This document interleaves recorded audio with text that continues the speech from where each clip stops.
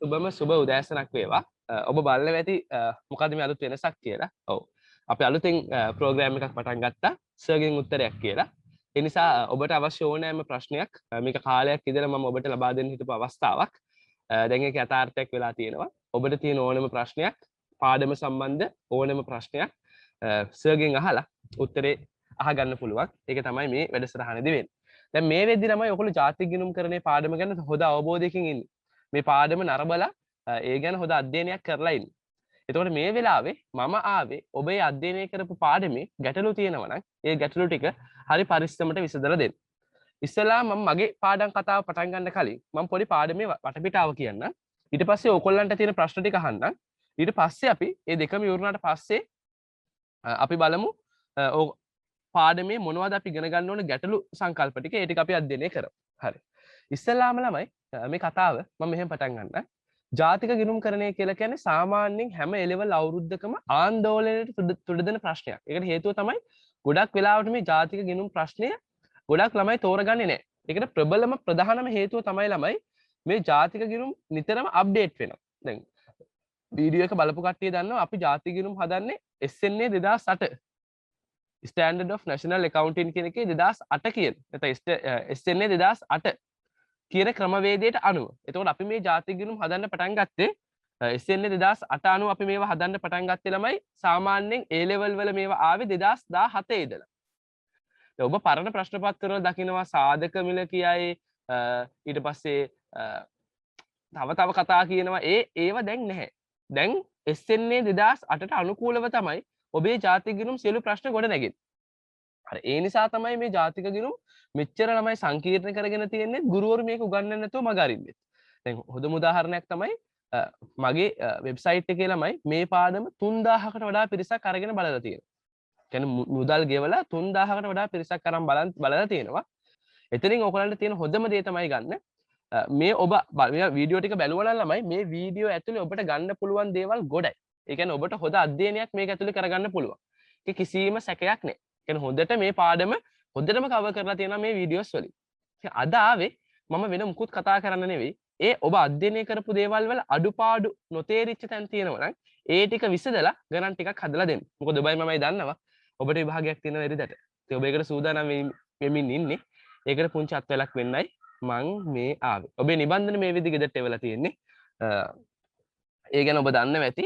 ඒ නිබන්ධන ටිකත් එක්ක අපි අලුත් පාඩමක් පටන් ගන්නවා ඊළඟ සතියේ. මේ ඉරිදා එක්සෑම් එක තියෙන නිසා සහ ඔබට මේකේ ප්‍රශ්න තියෙන නිසා ඒ ටික විසඳන්නයි මම අද සර්ගෙන් උත්තරයක් අරගෙන ඔයගොල්ලොත් එක්ක එකතු වෙන්නේ. ළමයි මේ ජාතික ගිණුම්කරණය සහ සාර්වාර්ථික ඉස්සර සිලබස් එකේ ප්‍රශ්න දෙකක් විදිහට ආවේ. 4 වෙනි ප්‍රශ්නේ සහ 5 වෙනි ප්‍රශ්නේ සෙකන්ඩ් පේපරේ ගොඩ නැගුණේ ඔන්න ඔය කියන ජාතික ගිණුම් සහ සාර්වාර්ථික කියන පාඩම් දෙකෙන්. නමුත් වර්තමානයේ වෙද්දි ළමයි මේ දෙකම එකතු කරලා 5 වෙනි ලොකු ප්‍රශ්නේ නිර්මාණය කරලා තියෙනවා.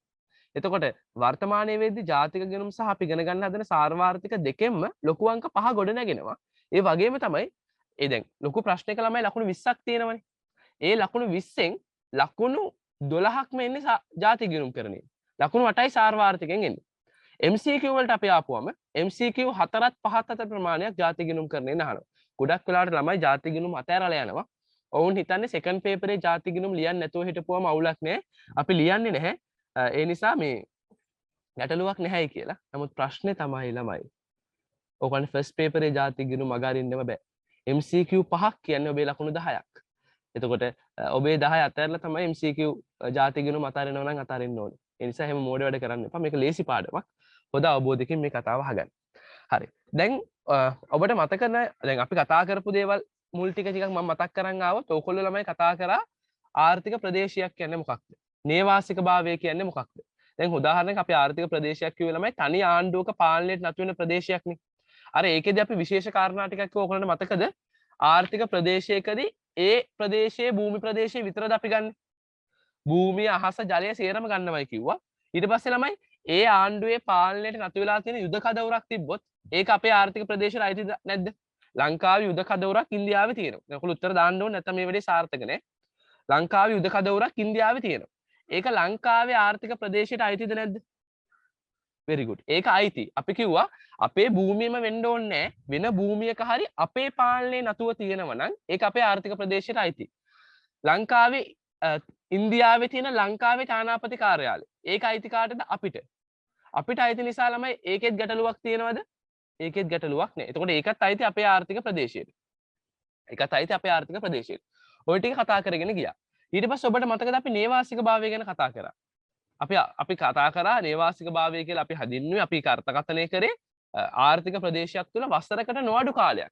අවුරුද්දකට වඩා අඩු නැති කාලයක්. ඒ කියන්නේ වසරකට වඩා වැඩි කාලයක් යම්කිසි ආර්ථික ප්‍රදේශයක ජීවත් වෙනවා නම් අපි කිව්වා ආර්ථික ක්‍රියාකාරකම් වල නියැලෙනවා නම් ආර්ථික අභිලාෂයක් තියෙනවා නම් ඒ අය නේවාසිකයෝ කියලා. දැන් ඊට පස්සේ අපි මෙහෙම දෙයක්ත් ගෙනාවා.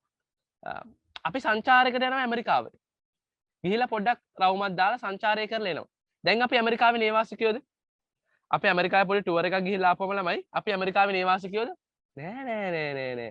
එහෙම නේවාසිකයෝ වෙන්නේ නෑ. එහෙම අපි පොඩි ටුවර් එකක් ගිහිල්ලා ආවයි කියලා ළමයි නේවාසිකයෝ වෙන්නේ නෑ. ওই ටික කතා කරා. ඔයගොල්ලෝ ඊට පස්සේ හොඳට උදාහරණත් මම ඔය ගැන දීලා තියෙනවා. ඔබට මතකද? ඊට පස්සේ අපි ආර්ථිකයක තියෙන ආයතනික ඒක කීපයක් කතා කරා. පහක් ගැන කතා කරා. ඒකෙදි නේවාසිකව තියෙනවා මූල්‍ය සංස්ථා, මූල්‍ය නොවන සංස්ථා, කුටුම්බ, රජය, ලාභ අපේක්ෂාවෙන් තොරව ගෘහ ඒකකවලට සේවා සපයන ආයතන. ඒ වගේම විදේශ අංශය තියෙනවා. ඔය ගැන අපි පැහැදිලි කිරීමක් කරගෙන ආවා. හරි. ඊට පස්සේ ළමයි අපි ඒ කොටස වෙනකන් මොනවා හරි ගැටලුවක් තියෙනවා නම් ඔබට දැන් අහන්න පුළුවන්. මොනවා හරි ප්‍රශ්න තියෙනවා නම් අහන්න පුළුවන්. ඔන්න ඔබේ වෙලාව පටන් ගත්තා. අපි මුලින්ම කරපු දේවල් ගැන ඔබට අවබෝධයක් තුන. දැන් මොනවා හරි ප්‍රශ්න තියෙනවා නම් අහන්න පුළුවන්. මයික් එක ඔන් කරලා අහන්න ඕන නම් ගැටලුවක් නැහැ. මයික් එක ඔන් කරලා අහන්නත් පුළුවන්. නැත්නම් chat එකේ දාන්නත් පුළුවන්. මෙහෙම හිතන්න ළමයි. මම මේ අහන නිකන් ප්‍රශ්නට උත්තර දෙන්න. සංචාරකයෙක් යනවා. සංචාරකයෙක් නෙමෙයි ලංකාවේ ගායකයෙක් යනවා සංගීත ප්‍රසංගයකට ඉන්දියාවට. එයා දැන් ඉන්දියාවේ නේවාසිකයෙක්ද? ගායකයෙක් සංගීත ප්‍රසංගයකට ඉන්දියාවට යනවා. එයා දැන් ඉන්දියාවේ නේවාසිකයෙක්ද? ඉන්දියාවේ නේවාසිකයෙක්ද? නෑ. එයා ඉන්දියාවේ නේවාසිකයෙක් නෙමෙයි. අපි කියන ළමයි සිටිසන්ස් එක ගන්නවයි කියලා. සමහර අය රට ගිහිල්ලා ඉවරලා එනේ try එකක් දෙන්නේ කොහොම හරි සිටිසන් එක ගන්න. එහෙම සිටිසන් එක ගත්තොත් තමයි නේවාසිකයෙක් වෙන්නේ. නැත්නම් එයා නේවාසිකයෝ වෙන්නේ නැහැ. දැන් ඔබ යනවා අවුරුද්දකට ඔබ ගිහිල්ලා අවුරුද්දක් විතර දැන් ඇමරිකාවේ රස්සාව කරනවා. දැන් ඔබ එහෙ නේවාසිකයෙක්ද? රස්සාව කරයි කියලා අවුරුද්දක් රස්සාව කරයි කියලා ඔයගොල්ලෝ එහෙ නේවාසිකයෝද ළමයි? එහෙම නේවාසිකයෝ වෙන්නේ නැහැ. ඔයගොල්ලෝ ළමයි ආර්ථික ප්‍රදේශයේ අවුරුද්දකට වඩා වැඩි කාලයක් ආර්ථික ක්‍රියාකාරකම් වල නිරත වෙන්න ඕනේ. ප්‍රතිලාභයක් අපේක්ෂාවෙන් ආර්ථික ක්‍රියාකාරකම් වල නිරත වෙන්න ඕනේ. ආර්ථික අභිලාෂයක් ඔයගොල්ලන්ට තියෙනවනේ. එතකොටයි ඔයගොල්ලෝ නේවාසිකයෝ වෙන්නේ. හරි. මම මේ පොඩ්ඩක් ගැඹුරු දේවල් ටිකක් ඔබෙන් අහන්නද? ඔබට අපි කතා කරන්නේ නේවාසික ආයතනයක ගැන. ඒ කියන්නේ ආර්ථික ප්‍රදේශයක තියෙන ආයතන ගැන අපි කතා කරා. ඒකෙදි අපි කිව්වා පළවෙනි එක ආයතනයක් තියෙනවා කියලා කුටුම්බ. කුටුම්බ කියන්නේ ළමයි පවුල්නේ. එක් වහලක් යට ජීවත් වෙන එකම අයවැයක් යටතේ කටයුතු කරන අය අපි කුටුම්බ කියලා කිව්වා. එතකොට ඊළඟට අපි කිව්වා ළමයි මූල්‍ය සංස්ථා, මූල්‍ය නොවන සංස්ථා මේවත් තියෙනවයි කියලා. මේ ආයතන පහෙන් රටේ දළදේශීය නිෂ්පාදනයට වැඩිම දායකත්වයක් දෙන්නේ කවුද? ඔය ආයතන කීපයෙන්ම රටේ දළදේශීය නිෂ්පාදනයට වැඩිම දායකත්වයක් තියෙන්නේ කවුද? දායකත්වයක් දෙන්නේ කවුද? වැඩිම දායකත්වයක් දෙන්නේ කුටුම්බ. ආසන්න වශයෙන් භාගයකට වඩා වැඩි දායකත්වයක් 50%ට වඩා වැඩි දායකත්වයක් කුටුම්බ විසින් ලබා දෙනවා. ඒකත් පොඩ්ඩක් ඔළුවේ තියාගන්න. කුටුම්බ තමයි මේ සෙට් එකෙන් වැඩිම දායකත්වයක් දෙන්නේ. ළමයි බැංකුව වගේ ඒවා අයිති වෙන්නේ මේ සෙට් එකෙන් කොතනටද? බැංකුව වගේ ඒවා අයිති වෙන්නේ මේ සෙට් එකෙන් කොතනටද? බැංකුව අයිති වෙන්නේ very good. මූල්‍ය සංස්ථා කියන කැටගරි එකට තමයි බැංකුව අයිති වෙන්නේ. ඊළඟට ළමයි තව පොඩි කාරණා ටිකක් ඇහුවොත් මම ඔයගොල්ලන්ට ඉස්සෙල්ලා ETF EPF වගේ ආයතන අයිති වෙන්නේ කොහෙටද? ETF EPF ඒවා කොහෙටද අයිති වෙන්නේ? මම නෝට් එකේ නම් නැති වුණාට මම සඳහන් කරා මේවා. very good. මූල්‍ය කියන කැටගරි එකට තමයි ඒවා අයිති වෙන්නේ. ඊළඟට පුණ්‍ය ආයතන, පන්සල්, මරණාධාර සමිති මේවා අයිති වෙන්නේ. පුණ්‍ය ආයතන, පන්සල්, මරණාධාර සමිති මේවා අයිති වෙන්නේ.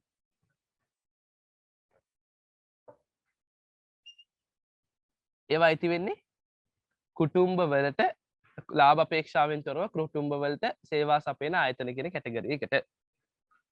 හරි. එන්න ඊළඟ කොටසට. ළමයි අපි ඊළඟට කතා කරන්නේ ඔබට මතකද දල එකතු කළා ගේ කියලා සංකල්පයක් අපි කතා කරා. ඒක තමයි කතා කරන්නේ. ඔන්න දැන් ඔබෙන් හොඳ උත්තරයක් ඕනේ.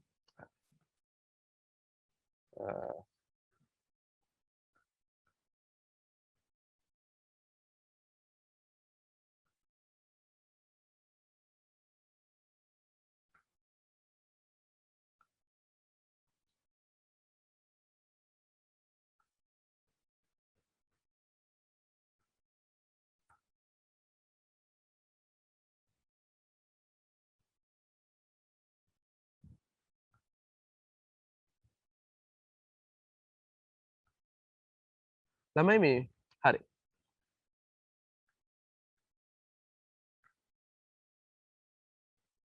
අපරකින්ද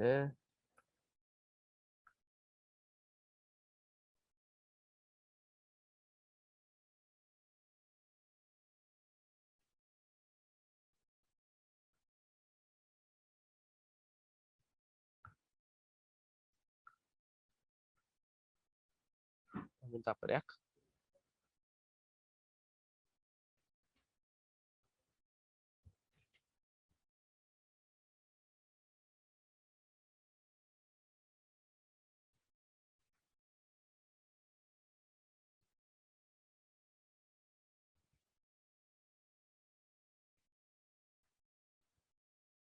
හරි. ළමයි ඔයගොල්ලන්ට දැන් පේනවද මේ වයිට් බෝඩ් එකක්? වයිට් බෝඩ් එකක් පේනවද ඔයගොල්ලන්ට? පොඩ්ඩක් chat එකේ දාන්න වයිට් බෝඩ් එකක් පේනවද කියලා. yes හරි. ළමයි මම පොඩ්ඩක් මෙන්න මෙහෙම කතාව අරන් එන්න. හරි. දැන් මෙහෙමයි. දැන් ළමයි අපි කතා කර හිටියා අපි කතා කර හිටියේ කෙනෙක් අහනවා ETF සහ EPF අයිති වෙන්නේ කොහෙටද කියලා. ඔයගොල්ලන්ට මම පාඩම උගන්වද්දී එක කිව්වා ETF සහ EPF අපි අයිති කරගත්තේ මොන කට්ටියටද? ETF EPF අරමුදල් අයිති වෙන්නේ මොකට කියලාද කිව්වේ? මූල්‍ය සංස්ථාවලට කියලා අපි සඳහන් කිරීමක් කරා. මූල්‍ය සංස්ථා. හරි. මේ දැන් ළමයි හරි. දැන් අපි එකතු කළ අගය ගැන කතා කරන්න යන්නේ. එකතු කළ අගය. ඔයගොල්ලන්ට පැහැදිලිව පේනව නේද මේ බෝඩ් එක? ගැටලුවක් නැහැනේ. මම මේ ලියන්නේ ඔයගොල්ලන්ට පේනව නේද ළමයි? මම මේ ලියන්නේ ඔයගොල්ලන්ට පේනව නේද? ඔව් හරි. ළමයි එකතු කළ අගය කියලා කියන්නේ දැන් ඔන්න හිතන්න මම දොඩම් නිෂ්පාදකයෙක්. මෙන්න තියෙනවා මම හදන දොඩම් ගෙඩි ටික. මේ තියෙන්නේ මගේ දොඩම් ගෙඩි ටික. මම මේ දොඩම් ගෙඩි ටික වටිනාකම රුපියල් 100යි කියලා කියනවා. දැන් මේ දොඩම් ගෙඩි ටික ළමයි දොඩම් නිෂ්පාදකයෙක් නැත්නම් අපි හිතමු දොඩම් වලින් විෂ හදන නිෂ්පාදකයෙක් මගෙන් සල්ලි දීලා ගන්නවා. දොඩම් විෂ හදන නිෂ්පාදකයෙක් මගෙන් සල්ලි දීලා ගන්නවා. ගත්තට පස්සේ ළමයි එයා මේකෙන් විෂ හදනවා. එයා මේකෙන් දොඩම් විෂ හදනවා. එයා මේකෙන් දොඩම් විෂ හදලා එයා ඒ දොඩම් විෂ විකුණනවා රුපියල් 250ට. ඊට පස්සේ එයාගෙන් මේ දොඩම් විෂ ටික අරගන්නවා ජෑම් හදන එක්කෙනෙක්. එයාගෙන් මේ දොඩම් විෂ ටික ගන්නවා ළමයි ජෑම් හදන එක්කෙනෙක්. හරි. කොහොම ඉන්නේ?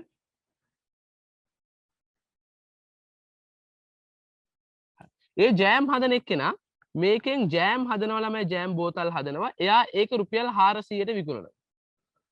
ඒ ජෑම් හදන එක්කෙනාගේ මේක පුඩින් හදන එක්කෙනෙක් සල්ලි දීලා ගන්නවා. මේ ජෑම් ටික පුඩින් හදන එක්කෙනෙක් අරගන්නවා. එයා ඒකෙන් පුඩිමක් හදනවා. එයා ඒ පුඩිම 800ට විකුණනවා. රුපියල් අපි හිතමු 600ට කියලා. 650ට විකුණනවා. හරි. දැන් ඔබ මට හොඳ උත්තරයක් දෙන්න. ආර්ථිකයේ මේ සමස්ත ක්‍රියාකාරකම ගැනම ඔබ අධ්‍යයනය කරාට පස්සේ ඔබට පැහැදිලි වෙන කාරණාව මොකක්ද? මේ සම්පූර්ණ ක්‍රියාවලිය ගැනම අධ්‍යයනය කරාට පස්සේ ඔබ මට හොඳ උත්තරයක් දෙන්න. මේ ආර්ථිකයේ අවසාන නිෂ්පාදනය කියලා සැලකුවොත් මේ ආර්ථිකයේ නිෂ්පාදනය කියලා සැලකුවොත් ඔබට ගන්න පුළුවන් වෙන්නේ මේ 100ද මේ 250ද මේ 400ද මේ 650ද නැත්නම් මේ සේරම අවසාන නිෂ්පාදිතේ ආර්ථිකයේ අවසාන නිෂ්පාදිතය කිව්වොත් කීයද ළමයි? very good. ඔය තියෙන්නේ මේ 650 තමයි අවසාන නිෂ්පාදිතය කියලා කියන්නේ. මේ 650 තමයි අවසාන නිෂ්පාදිතය කියලා කියන්නේ. හරි. එතකොට රටේ දලදේශීය නිෂ්පාදනය ගණනය කරද්දී ඔයා රටේ මොකද්ද අපි අර්ථ දැක්වේ දලදේශීය නිෂ්පාදනය කියලා? අපි දලදේශීය නිෂ්පාදනය කියලා කිව්වේ යම්කිසි නිශ්චිත කාල පරිච්ඡේදයක් තුළ නිශ්චිත භූමි ප්‍රදේශයක බිහිවන අවසාන භාණ්ඩ හා සේවාවල වටිනාකම. එහෙනම් මේ ක්‍රියාවලියේ මේ දොඩම් කියන්නේ අවසාන භාණ්ඩයක් නෙවෙයි. ඒකෙන් පස්සේ තව භාණ්ඩයක් හැදුණානේ. එතකොට දොඩම් යුෂ කියන්නේත් අවසාන භාණ්ඩයක් නෙවෙයි. ජෑම් කියන්නේත් අවසාන භාණ්ඩයක් නෙවෙයි. හැබැයි අවසානයේ හදපු මේ පුඩිම ඒක තමයි අපේ අවසාන භාණ්ඩය. මේ පුඩින් එක තමයි අපේ අවසාන භාණ්ඩය. එතකොට ඔයගොල්ලෝ කිව්වා හරියටම හරි. රටේ දලදේශීය නිෂ්පාදනයට ගන්නව නම් අපි ගන්න ඕනේ මේ 650. මේ විදිහට අපි දලදේශීය නිෂ්පාදනය ගණනය කරද්දී අවසානයේ බිහි වෙච්ච භාණ්ඩයේ වටිනාකම ගන්න එකට අපි කියනවා මොන ක්‍රමය කියලාද? නිෂ්පාදනය ගණනය කරන මොන ක්‍රමය කියලාද කියන්නේ? very good. අවසාන නිෂ්පාදිතය මත දලදේශීය නිෂ්පාදනය ගණනය කරනවායි කියලා කියන්නේ. අපි මේ ක්‍රමයට කියනවා අවසාන නිෂ්පාදිතය මත දලදේශීය නිෂ්පාදනය ගණනය කරනවායි කියලා. අවසාන නිෂ්පාදිතය මත දලදේශීය නිෂ්පාදනය ගණනය කරනවායි කියලා. හරි.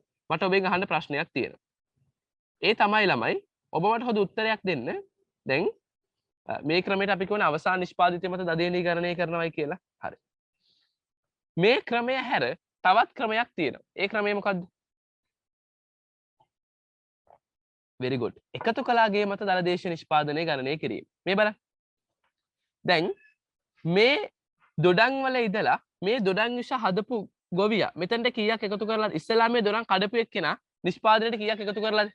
මේ ගහේ තියෙන දොඩම් ටික කඩලා තමන්ගේ අතට ගන්න එක්කෙනා එයා කීයක් එකතු කරලාද මේකට? ආර්ථිකයට කීයක් ගෙනල්ලාද රුපියල් 100යි. එහෙනම් මේ තමයි පළවෙනි එකතු කලාගේ. ගොඩක් අය මේ පළවෙනි ස්ටෙප් එක අතාරිනවා. ළමයි දොඩම් ටික ඉබේ හම්බෙන්නේ නැහනේ. එයාත් එතන නිෂ්පාදනයක් අරගෙන ගෙනල්ලා තියෙනවා. ඒතර එයාත් එතනට වටිනාකමක් එකතු කරලා. ස්වභාවික සම්පතක් වුණත් එයා ගෙනල්ලා වටිනාකමක් එකතු කරලා තියෙනවා.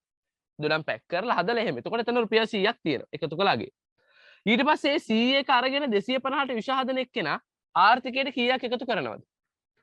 100 එක අරක් very good. එයා 150ක් එකතු කරනවා. එහෙනම් මේ විෂ හදන එක්කෙනා මේකට 150ක් එකතු කරනවා. ඒ විෂ ටික අරගෙන 400ක ජෑම් එකක් හදනවා. 250 විෂ අරගෙන 400ක ජෑම් එකක් හදනවා. දැන් එයා මේකට කීයක් එකතු කරනවද? 400යි 250ක් වියදම් වුණා. එයත් 150ක් එකතු කරනවා. අවසානයේ ළමයි ඒ ජෑම් ටික අරගෙන මෙතන පුඩිම හදන එක්කෙනා මේකට කීයක් එකතු කරනවද?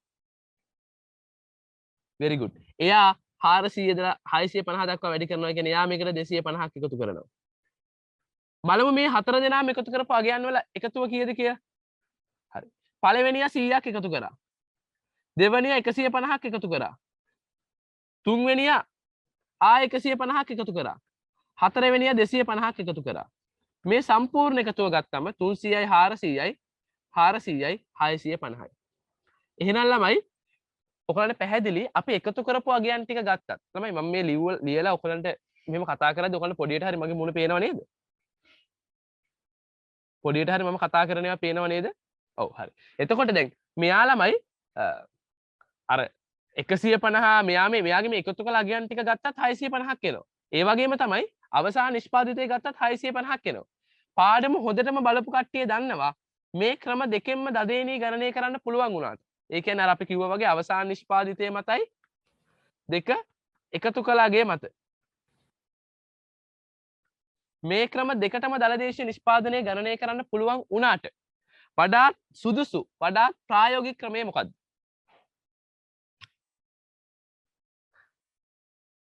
වඩාත් හොඳ වඩාත් සුදුසු වඩාත් ප්‍රායෝගික එකතු කළාගේ මත ගණනය කරන එකද අවසාන නිෂ්පාදිතය මත ගණනය කරන එකද? ළමයි වඩාත් ප්‍රායෝගික ක්‍රමය ඇහුවොත් එකතු කළාගේ මත ගණනය කරන එක. වඩාත් නිවැරදි ක්‍රමය ඇහුවොත් වඩාත් ප්‍රායෝගික ක්‍රමය තමයි එකතු කළාගේ මත ගණනය කරන එක. වඩාත් නිවැරදි ක්‍රමය තමයි අවසාන නිෂ්පාදිතය මත ගණනය කරන එක. ඇත්තටම ළමයි අවසාන නිෂ්පාදිතය මත මේක ගණනය කරන්න පුළුවන් නම් ඒක හොඳයි. හැබැයි වැඩේ තියෙන්නේ එහෙම ප්‍රායෝගිකව ගණනය කරන්න බෑ. ඒ නිසා තමයි අපි එකතු කළ අගය මත ගණනය කරන්නේ. දැන් කෙනෙක් අහනවා කොහොමද කියන්නේ අවසාන නිෂ්පාදිතය මත ප්‍රායෝගිකව ගණනය කරන්න බෑයි කියලා. දැන් හොඳම උදාහරණ මේක ළමයි. පිටි කියලා හිතන්නකෝ. පිටි. පිටි ඔයා ගෙනල්ලා අපි හිතමුකෝ පාන් කියලා. නෑ අපි පානුත් ඇතුව අපි වෙන එකක් ගමුකෝ. හරි. මැගී නූඩ්ල්ස් පැකට් එකක් හිතන්නකෝ. නැත්නම් මේ කොත්තුමී පැකට් එකක් හිතන්නකෝ. කොත්තුමී පැකට් එකක් ඔයා කඩෙන් ගද්දි ඒක මොන භාණ්ඩයක්ද ළමයි? ඔයා ඒක ඔයාගේ අවසාන පරිභෝජනයට ගත්තොත් ඒක මොන භාණ්ඩයක්ද? ඒක අවසාන නිෂ්පාදිතයක් වෙනවා. හැබැයි මේ කොත්තුමී එකෙන් ඔයා කොත්තුමී හදලා ඉස්සරහ වික්කොත් ඒක මොන භාණ්ඩයක් වෙනවද? කොත්තුමි හදලා ඉස්සරහා වික්කොත් ඒක අවසාන භාණ්ඩයක්ද? නෑ. එතකොට ඒක තව භාණ්ඩයක් නිෂ්පාදනය කරන්න ගත්ත අතරමැදි භාණ්ඩයක් වෙනවා. ඔයා කඩෙන් පිටි ගෙනල්ලා රොටි හදනවා. එතකොට ඒක අවසාන භාණ්ඩයක්. අවසාන පරිභෝජනයට ගෙනාවි. හැබැයි ඔයා ඒ රොටි හදලා විකුණනවා. දැන් ඒක අතරමැදි භාණ්ඩයක්. විදුලිය ගන්නකො. විදුලිය අතරමැදිද අවසානද කියලා හොයන්න පුළුවන්. ගෙදරකට විදුලිය ගත්තොත් ඒක අවසාන භාණ්ඩයක්. හැබැයි කම්හලකට විදුලිය අරගෙන ඒකෙන් තව නිෂ්පාදනයක් කරොත් එතකොට විදුලිය කියන්නේ අතරමැදි භාණ්ඩයක්. ගැටලුව තමයි අවසාන නිෂ්පාදිත ක්‍රමේ අපිට හරියට අඳුර ගන්න බෑ යම් නිෂ්පාදිතයක් අවසාන නිෂ්පාදිතයක්ද එහෙම නැත්නම් අතරමැද නිෂ්පාදිතයක්ද කියලා. ඒකයි මෙතන තියෙන ලොකුම ගැටලුව. ලොකුම ප්‍රශ්නේ තමයි ළමයි අපිට හරියට අඳුර ගන්න බෑ අවසාන නිෂ්පාදිතයක්ද අතරමැද නිෂ්පාදිතයක්ද කියලා. ඒකයි මෙතන තියෙන ප්‍රශ්නේ. හරි. එහෙනම් වඩා සුදුසු ක්‍රමය තමයි එකතු කළාගේ මත ගණනය කරන එක. අපි ඉදිරියට සියලු ගණන් හදලා තියෙන ඔය කියන එකතු කළාගේ මත ගණනය කිරීම කරලා. හරි. දැන් ඔබට පේපරයක් තියෙනවා. සාකච්ඡා කරන්න අපිට ප්‍රශ්න පත්‍රයක් තියෙනවා. මම ඊට කලින් පුංචි ගානක් දෙකක් ඔබත් එක්ක සාකච්ඡා කරලා ඉන්නම් මේ වැඩේ ඉස්සරහට අරන් යන්න. හරි. මේ වෙනකන් ඕකලන්ට යම් යම් ගැටලු තියෙනවා නම් දැන් අහන්න පුළුවන්.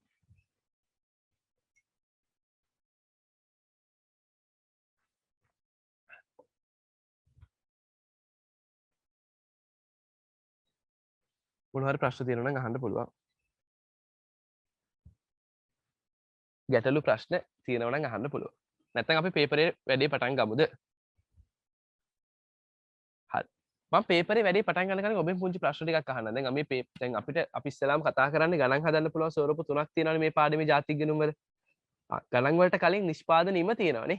ඒ සංකල්පය තියෙනවා. හරි. ඒක මම ඊළඟට සාකච්ඡා කරන්න. ළමයි ඔබෙන් හොඳ උත්තර ටිකක් ඕන. ඉස්සෙල්ලාම ඔබ මට හොඳ උත්තරයක් දෙන්න. ඔන්න අපි පටන් ගමු වැඩේ. හොඳ උත්තරයක් ඕනේ මට. හරි පිළිවෙලට වැඩේ කරන් යමු. හරි. දැන් ආර්ථිකයේ තියෙන ඕනම ක්‍රියාකාරකමක් ආර්ථිකයක් විසින් සිද්ධ කරන ක්‍රියාකාරකම් අපි වර්ග දෙකකට බෙදුවා. ආර්ථිකයක වෙන ක්‍රියාකාරකම් දැන් මේ අපි ඉන්න ආර්ථිකයක්නේ. මේ ආර්ථිකය ඇතුලේ ළමයි වෙන ක්‍රියාකාරකම් කෙනෙක් අහන ප්‍රශ්නයක්. විදේශ රටක රැකියා කරන අය නේවාසික නම් පැටුප් ජාතික ආදායමට ගන්නෙ නැත්තේ ඇයි? විදේශ රටක රැකියා කරන අය නේවාසික නම් පැටුප් ජාතික ආදායමට ගන්නෙ නැත්තේ ඇයි? මෙහෙමයි. ඔතන කාරණා මෙන්න මේකයි. දැන් අපිට විදේශ රටක ගිහිල්ලා රැකියා කරන අය වර්ග කරන්න පුළුවන් ක්‍රම දෙකකට. එකක් තමයි එයාලා කෙටි කාලීන රැකියාව වලට යනවද නැද්ද කියන කාරණාව. අපි කියනවා කෙටි කාලීන රැකියාව සඳහා පිටත් වෙන කට්ටිය. උදාහරණයක් සීමන්ලා නැවක කටයුතු වලට යන කට්ටිය. ඒගොල්ලෝ කෙටි කාලීනව තමයි එතන වැඩ කරන්නේ. එතකොට තානාපති කාර්යාලවල වැඩ කරන කට්ටිය. ඒගොල්ලෝ කෙටි කාලීනව තමයි වැඩ කරන්නේ. ඊට පස්සේ කෙටි කාලීනව රස්සා කරන කට්ටිය ඉන්නේ. පොඩි කාලයකට ගිහලා රස්සා කරන අය. ඒ අය නේවාසිකයෝ නෙමෙයි ඒ රටේ. ඒ කියන්නේ උදාහරණයක් ලංකාවේ ඉන්න එක්කෙනෙක් සීමන් කෙනෙක් විදිහට කොහේ හරි ගිහිල්ලා වැඩ කරනවා නම් නැවක වැඩ කරනවා නම් එයා තාමත් ලාංකිකයෙක්. හරිද? ඊට පස්සේ ලංකාවේ කෙනෙක් අවුරුද්දකට වඩා අඩු කාලයක් පිටරටක රැකියා කරනවා නම් එයා තාමත් ලංකාවේ කෙනෙක්. එතකොට අන්න ඒ වගේ පිටරටක රස්සා කරන අවුරුද්දකට වඩා අඩු කාලයක්. එහෙම නැත්නම් අපි කියනවා කෙටි කාලීන රැකියාවලට ගිය කට්ටිය අපිට එවන වැටුප් දල ජාතික ආදායමේ තියෙනවා. ඒක නැත්තේ නෑ. ඒක දල ජාතික ආදායමේ තියෙනවා. ඒක තමයි අපි ශුද්ධ විදේශ ප්‍රාථමික ආදායම් කියලා ගලපන්නේ. එතකොට අර ප්‍රාථමික ආදායම් ශුද්ධ විදේශ ප්‍රාථමික ආදායම් කියද්දී ප්‍රාථමික ආදායම් වල එක සංරචකයක් තියෙනවා. ඒ සංරචකය තමයි කෙටි කාලීන සේවක වැටුප්. එතකොට හොඳට පැහැදිලිව තේරුම් ගන්න වසරකට වඩා අඩු කාලයක් වෙන රටක ගිහිල්ලා රැකියාවක් කරත් එයා ලංකාවේ නේවාසිකයෙක්. සීමන්ලා වගේ කට්ටිය යාලා ලංකාවේ නේවාසිකයෝ. එතකොට එයාලා ඒ රටවල් වල රස්සා කරලා අවුරුද්දට අඩු කාලයක් ඒ රටවල් වල රස්සා කරලා එවන සල්ලි වැටෙන්නේ අපේ ශුද්ධ විදේශ ප්‍රාථමික ආදායම්. එහෙම නැත්නම් ඔයගොල්ලෝ අනිත් නමින් දන්නවනේ ශුද්ධ විදේශ සාධක ආදායම්. අර අපි දල දේශීය නිෂ්පාදනය දල ජාතික ආදායම කරන්නේ. එතෙන්ට ගන්න ගැලපිල්ල. අන්න එතෙන්ට වැටෙන්නේ. එතකොට එතන සංරචක කීපයක් තියෙනවානේ. පොලී තියෙනවා, එතන බදු කුලී තියෙනවා, එතන ලාභ තියෙනවා, ඊට පස්සේ ආයෝජන ආදායම් මෙහෙම ගොඩක් තියෙනවානේ. එතන එක සංරචකයක් තියෙනවා කෙටි කාලීන සේවක වැටුප්. එතකොට කාටවත් කියන්න බෑ එහෙම නේවාසිකයෝ විදේශ රටවල් වල රස්සා කරලා එවන සල්ලි දළ ජාතික ආදායමේ නෑයි කියලා. ඒක දළ ජාතික ආදායමේ තියෙනවා කෙටි කාලීන සේවක වැටුප්වල. හරි. තපරක් දෙන්න ඔහොම.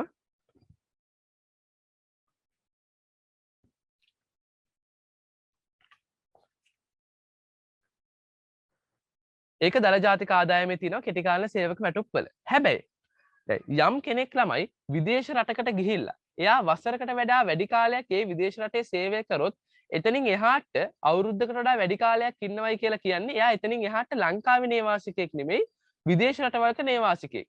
එතකොට දැන් එයා ලංකාවේ නේවාසිකයෙක් නොවන නිසා එයාගේ නිෂ්පාදනය අපිට ගන්න බෑ දළ ජාතික ආදායම. මොකද දළ ජාතික ආදායම කියන්නේ ලාංකිකයන්ගේ නිෂ්පාදනයනේ. ජාතික කියන වචනේ අදහස ඒකනේ.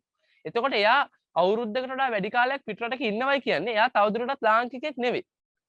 එහෙම අය එවන සල්ලි අපි දළ ජාතික ආදායමට ගන්නෙ නෑ. ඒක අපි ගන්නෙ ශුද්ධ විදේශ වර්තන සංක්‍රාම කියන කැටගරි එකට. ඒකට දාලා තමයි අපි ඒක වැය කළ හැකි දළ ජාතික ආදායම ගණනය කරද්දි ගන්න. දැන් ඔබ කියනවා ඉතින් දැන් අපේ සමහර කට්ටිය ඉන්නවනේ යාලා අවුරුද්දකට වඩා වැඩි කාලයක් තිස්සේ රටේ ඉන්නවනේ. එතකොට ඒගොල්ලෝ ඒ රටේ නේවාසිකයෝද කියලා. ළමයි නීත්‍යානුකූලව රැකියාවක් සඳහා ගිහිල්ලා වසරකට වඩා වැඩි කාලයක්. ඒ කියන්නේ දැන් මේකෙදි ඇග්‍රීමන්ට් අනුව සමහරලාට වෙනස් වෙන්න පුළුවන්.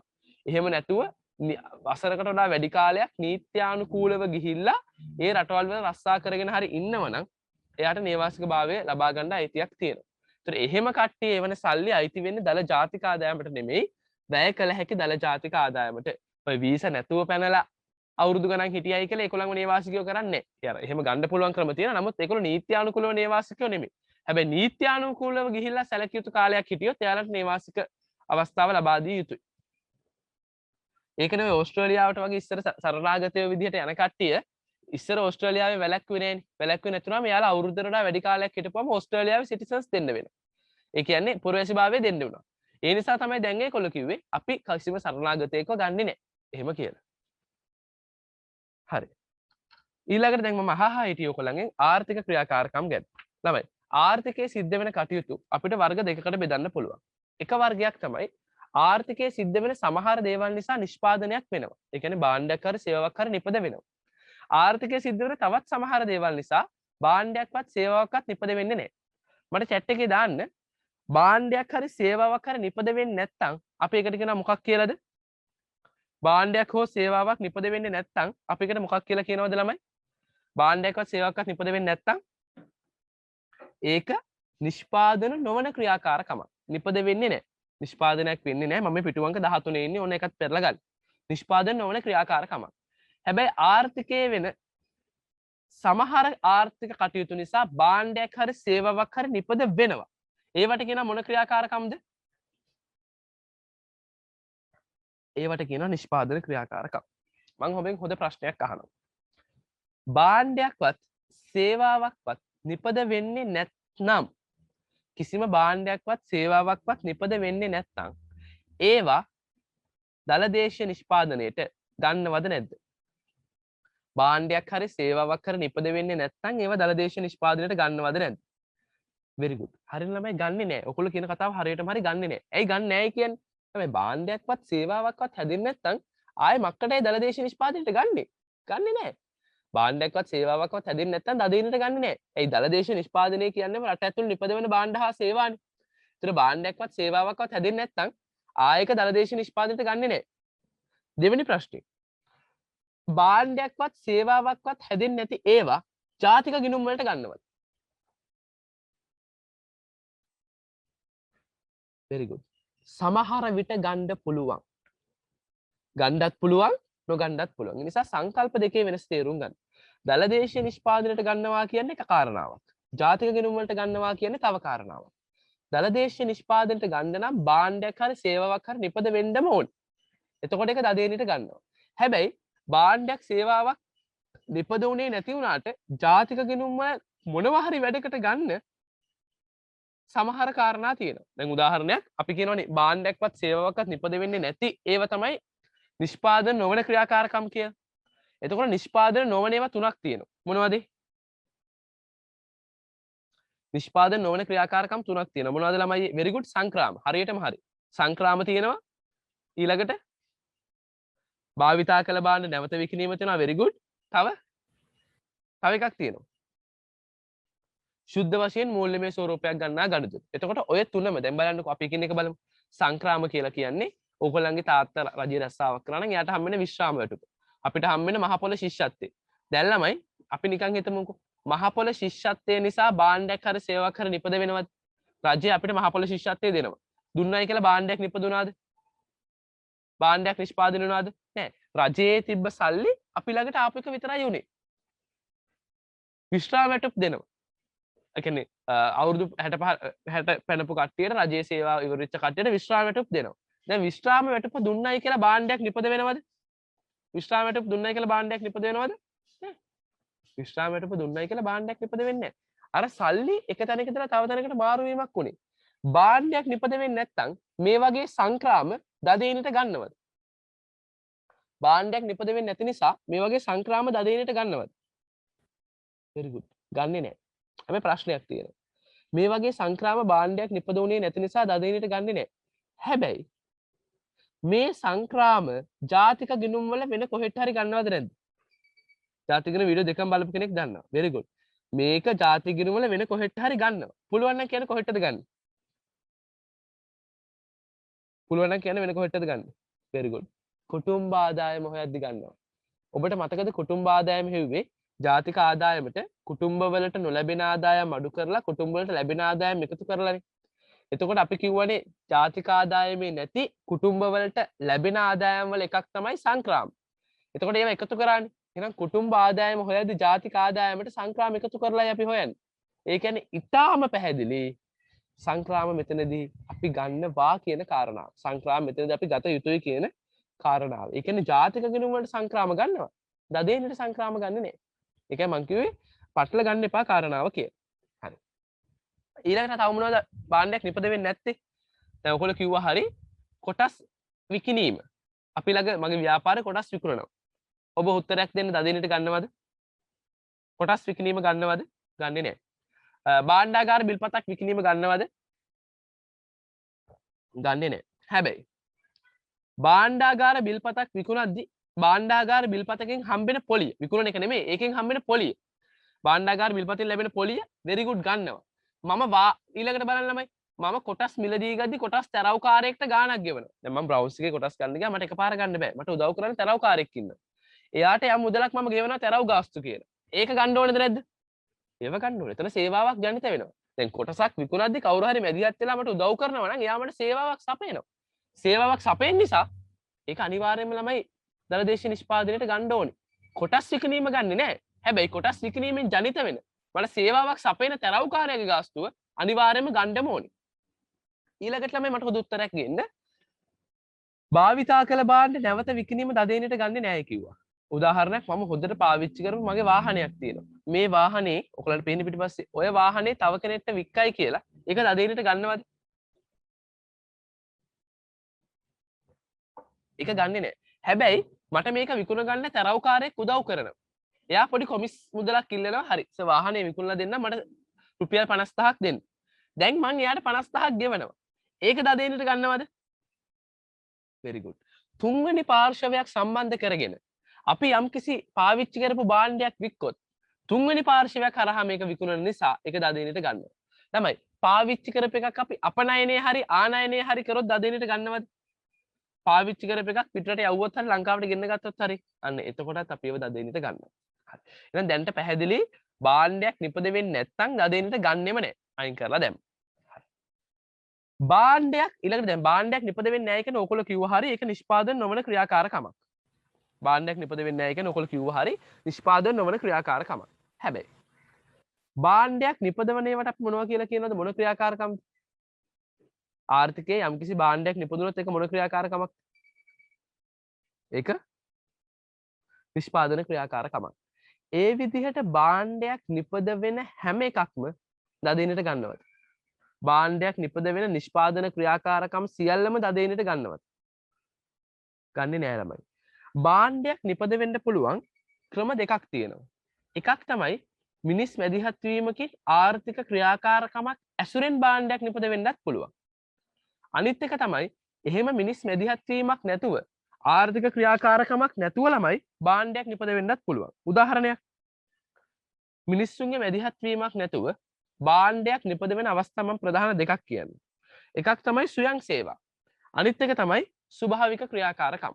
මේ දෙකේදිම ළමයි මේ දෙකේදිම ආර්ථිකමය වශයෙන් වැදගත් වෙන භාණ්ඩයක් හෝ සේවාවක් නිපද වුණාට ඒක ආර්ථිකමය වශයෙන් වැදගත් නැහැ.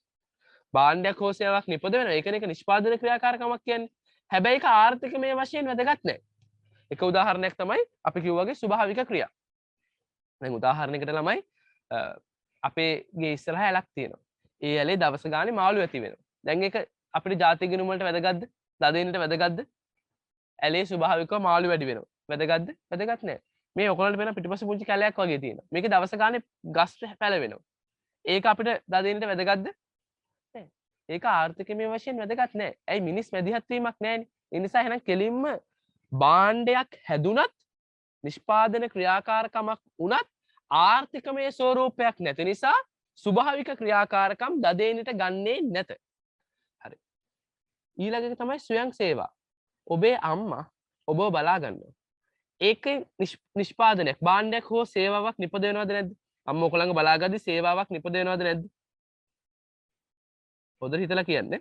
අම්මා ඔයගොල්ලන්ව බලාගද්දි සේවාවක් නිපද වෙනවද නැද්ද? නිපද වෙනවා. ඔබව බලා ගන්නවා කියන්නේ කොච්චර ලොකු සේවාවක්ද?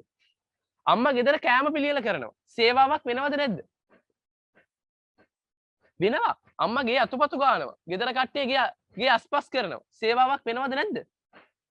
ගේ අස්පස් කරනවා. සේවාවක් වෙනවද නැද්ද ළමයි? සේවාවක් වෙනවා. ඉතින් සේවාවක් වෙනවා නම් මොකද ළමයි ජාති ගිණුම වලට ගන්න නැත්තේ? සේවාවක් වෙනවා නම් ජාති ගිණුම වලට ගන්න එපේ. ඇයි ගන්න නැත්තේ? සේවාවක් වුණත් ආර්ථික ස්වරූපයක් නෑ. ආර්ථිකමය වශයෙන් වැදගත්කමක් නෑ. ඔබේ ගේ අස්පස් කරා කියලා ඒක ආර්ථිකයට වැදගත් නෑ. ඔබේ අම්මා ඔබ බලාගත්තයි කියලා ඒක ආර්ථික ස්වරූපයක් නෑ.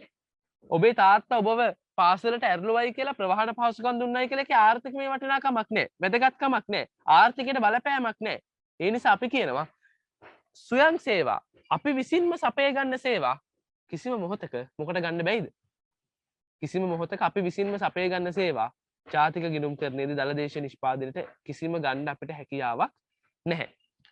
ඔන්න දැන් හොඳ උත්තරයක් දෙන්න. ඔබම කිව්වා ඔබේ අම්මා ඔබව බලාගත්තොත් ඒක දදේනට ගන්නෙ නැහැ. හැබැයි ගෙදර සේවකයෙක් ලවා ඔබව බලා ගන්නවා. මෙහෙකරු ලවා ඔබව බලාගත්තොත් ඒක දදේනට ගන්නවද නැද්ද? මෙහෙකරු ලවා බලාගත්තොත් ගන්නවා. ඇයි මෙහෙකරු ආර්ථික ප්‍රතිලාභයක් අපේක්ෂාවෙන් ඔබව බලාගන්නේ? මෙහෙකරු එතන සේවාවක් සපයලා එයා ප්‍රතිලාභයක් බලාපොරොත්තු වෙනවා. ඒ නිසා ඒක ගන්න. ඔන්න දැන් ඔබ හොඳ කල්පනාවෙන් මට උත්තරයක් දෙන්න ඕන තැනක් මේ අහන්න යන්නේ. දැන් අපි කිව්වා ඔබේ නිවසේ ඔබ නිවස අස්පස් කරගත්තා. දදිනට ගන්නවද? නිවස අස්පස් කර ගැනීම අලුත් වැඩියා කිරීම ගන්නවද? ගන්නෙ නැහැ. ඔබ ඔබේ නිවසේ තිබ්බ පළතුරු වලින් ජෑම් හදාගෙන ගෙදර පරිභෝජනයට ගන්නවා. දැන් ඔබ ඔබේ නිවසේ ජෑම් නිෂ්පාදනය කරගන්නවා. දැන් හොඳ උත්තරයක් දෙන්න දදිනට ගන්නවා. ඔබ වෙනුවෙන් පිට කාටවත් නෙමෙයි කාටවත් විකුණන්න නෙවෙයි ඔබ වෙනුවෙන් ජෑම් හදා ගන්නවා. ගෙදර කට්ටිය වෙනුවෙන් ජෑම් හදා ගන්නවා. ගන්නවද? very good ළමයි. ඔයගොල්ලෝ හොඳට වීඩියෝ ටික බලලා තියෙනවා. ගන්නවා. ඇයි ගෙදරක් ඇතුලේ සේවාවන් ගන්නෙ නැහැ. ගෙදරක් ඇතුලේ සිද්ධ වෙන සේවා දලදේශ නිෂ්පාදනයට ගන්නෙ නැහැ. හැබැයි පැහැදිලිම තර්කයක් තියෙනවා. ගෙදරක් ඇතුලේ වෙන සේවා ගන්නෙ නැති වුණාට ගෙදරක් ඇතුලේ වෙන මොනවා ගන්නවද දදිනට? සේවා ගන්න නැති වුණාට නිවසක් ඇතුලේ භාණ්ඩ නිපදවීම නිතින්ම අනිවාර්යයෙන්ම අත්‍යවශ්‍යයෙන්ම දදිනට ගන්නම ඕනේ. ඒ නිසා ඒක හොඳට මතක තියාගන්න. ගෘහාශ්‍රිතව සිද්ධ වෙන. දැන් මේ තර්කය හොඳට මතක තියාගන්න. ගෘහාශ්‍රිතව සිද්ධ වෙන භාණ්ඩ නිෂ්පාදනය වීම දලදේශ නිෂ්පාදනයට ගත යුතුයි. නමුත් ගෘහාශ්‍රිතව සිද්ධ වෙන සේවා නිෂ්පාදනය වීම දලදේශ නිෂ්පාදනයට ගන්නෙ නැහැ. භාණ්ඩයක් නිපදුනොත් දදේනට ගන්නවා. නමුත් සේවාවක් නිපදුනොත් දදේනට ගන්නෙ නැහැ. ඒ සංකල්පය ටිකක් පැහැදිලිව ඒකේ වෙනස අවබෝධ කරගන්න. හරි. එහෙනම් අපි කිව්වා නිෂ්පාදන ක්‍රියාකාරකම් වල අපි පළවෙනිම කිව්වම ආර්ථික කටයුතු කොටස් දෙකයි. නිෂ්පාදනයක් නොවන ඒවා නිෂ්පාදනයක් වෙන ඒවා. නිෂ්පාදනයක් නොවන ඒවා කොහොමත්ම අපි කිව්වා දදේනට ගන්නෙ නැහැ කියලා. නිෂ්පාදනයක් නොවන ඒවා කොහොමත්ම දදේනට ගන්නෙ නැහැ කියලා අපි කිව්වා. හැබැයි නිෂ්පාදනයක් වෙන ඒවා භාණ්ඩයක් නිපද වෙන ඒවා වර්ග දෙකක් තියෙනවායි කිව්වා. ආර්ථිකමය වශයෙන් නිෂ්පාදන ක්‍රියාකාරකම් සහ ආර්ථික නොවන නිෂ්පාදන ක්‍රියාකාරකම්. ආර්ථික නොවන කියන්නේ ආර්ථික ස්වරූපයක් ගන්නෙ නැති ආර්ථිකමය වශයෙන් වැදගත්කමක් නැති භාණ්ඩයක් නිපද වෙන ඒවා ස්වභාවික ක්‍රියාකාරකම් සහ ස්වයං සේවා. ඒවා එතකොට දදිනට ගන්නෙ නැහැ. හැබැයි ආර්ථිකමය වශයෙන් වටිනාකමක් තියෙන භාණ්ඩයක් හෝ සේවාවක් නිපද වෙනව නම් ඒ සියල්ලම දදිනට ගන්න ඕන. ඒක හොඳට මතක තියාගන්න. හරි. ඒ ටිකත් හරි. ඊළඟට ඔබට මතක නම් අපි සාකච්ඡා කරා ළමයි දැන් ඔන්න ඔබෙන් හොඳ උත්තරයක් මම බලාපොරොත්තු වෙනවා. හරියට මට උත්තරයක් දෙන්න. ඔන්න දැන් කල්පනාවෙන් අහන් ඉන්න කල්පනාවෙන් උත්තර දෙන්න. භාණ්ඩයක් නිෂ්පාදනය කිරීමට හෝ සේවාවක් සැපයීමට ශ්‍රමය ප්‍රාග්ධනය සහ අනිකුත් නිෂ්පාදන සාධක භාවිතා කරයිද කියලා ප්‍රශ්නයක් අහනවා. ඒ කියන්නේ භාණ්ඩයක් හදන්න භූමිය ශ්‍රමය ප්‍රාග්ධනය ව්‍යවසායකත්වයක නිෂ්පාදන සාධක. ඒ කියන්නේ මිනිස්සු මැදිහත් වෙලා භූමිය ශ්‍රමය ප්‍රාග්ධන ව්‍යවසායකත්වයේ කියන නිෂ්පාදන සාධක භාවිතා කරයිද නැද්ද? කරන්නේ නැත්තම් මොකද වෙන්නේ කියන්නේ? කරන්නේ නැත්තම් ඒක අපි දදේනට ගන්නවද නිෂ්පාදනයකට ගන්නවද? කිසිම මිනිස් මැදිහත් වීමක් නැතුව භූමිය ශ්‍රමය ප්‍රාග්ධන ව්‍යවසායකත්වයේ භාවිතා වෙන්නේ නැතුව නිෂ්පාදනයක් වෙනවා නම් ඒක අපි දදේනට ගන්නවද? ගන්නෙ නැහැ. උදාහරණයක් කියන්න. එහෙම කිසිම මිනිස් මැදිහත් වීමක් නැතුව වෙන නිෂ්පාදනයක්. කිසිම මිනිස් මැදිහත් වීමක් නැතුව very good ස්වභාවික ක්‍රියාකාරකම් මත්ස්‍ය ඇති වෙන එක ඊට පස්සේ මත්ස්‍ය ඇති වෙන එක ඊට පස්සේ මත්ස්‍ය ඇති වෙන එක ඊට පස්සේ වනාන්තර වල ගස් විතරන එක ඒ ටික. හරි. ඊළඟට භූමිය ශ්‍රමය ප්‍රාග්ධනයේ ව්‍යවසායකත්වය. මේකේ මොකක් හරි ශ්‍රමය හරි මොනවා හරි දෙයකින් දෙයක් පාවිච්චි වෙනවා. ඔව් පාවිච්චි වෙනවා නම් ඊළඟට අපි හිතන්න ඕනේ ළමයි ඒ භූමිය ශ්‍රමය ප්‍රාග්ධනය කියන දේෙන් පාවිච්චි වෙනවා. පාවිච්චි වෙලා ඒකෙන් භාණ්ඩයක් හෝ සේවාවක් නිපද වෙනවද නැද්ද? දැන් අපි දැන් කිව්වනේ අපි අපේ භූමිය ශ්‍රමය ප්‍රාග්ධනයේ ව්‍යවසායකත්වයේ කියන ටික පාවිච්චි කරනවා. ඒක පාවිච්චි කරලා භාණ්ඩයක් නිපද වෙනවද? නැත්නම් අපි මොකක් හරි භාණ්ඩයක් හෝ සේවාවක් නිපද වෙනවද? එහෙම නැත්නම් වෙළඳපොලේ තව දෙයක් හුවමාරු කරගන්න දෙයක පාවිච්චි කරන්න. දැන් හොඳ උත්තරයක් දෙන්න. අපි අපේ ශ්‍රමය පාවිච්චි කරලා භාණ්ඩයක් නිපද වෙන්නේ නැහැ. නිකන් තව තැනක ඉඳලා තව තැනකට හුවමාරුවක් විතරයි වෙන්නේ. එතකොට ඒක නිෂ්පාදනීමට ගන්නවද දදේනට ගන්නවද? භාණ්ඩයක් නිපද වෙන්නේ අපි මහන්සි වෙලා හුවමාරුවකට දායක වෙනවා විතරයි. කොටස් ගන්නවා, භාණ්ඩාගාර බිල්පත් ගන්නවා. එහෙම දෙයක් විතරයි වෙන්නේ. එතකොට ඒක නිෂ්පාදනීමට ගන්නවද?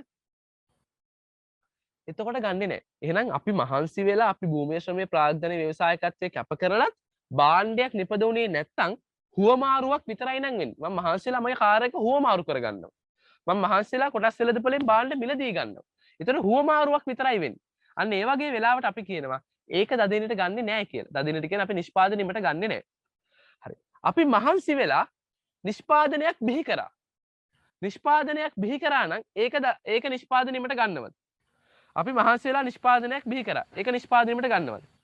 තාම කියන්න බෑ.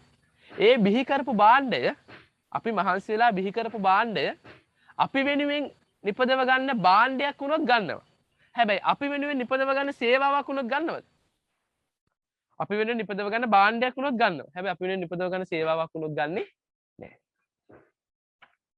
හරි. මම නිකන් පහක් අහන්න බලමු දැන්. මම මේ පහක් අහනවා මේ පහට හරියට උත්තර දී ගන්න පුළුවන් වුණොත් ඒ කියන්නේ ඔයගලන්ට මේ කතාව පැහැදිලි වෙලා. හරි. ඔන්න පළවෙනි එක මගේ ප්‍රශ්නේ. හැමෝම උත්තර දෙන්න ළමයි. මම පළවෙනියෙන් අහනවා මෙන්න මේ වගේ එකක්.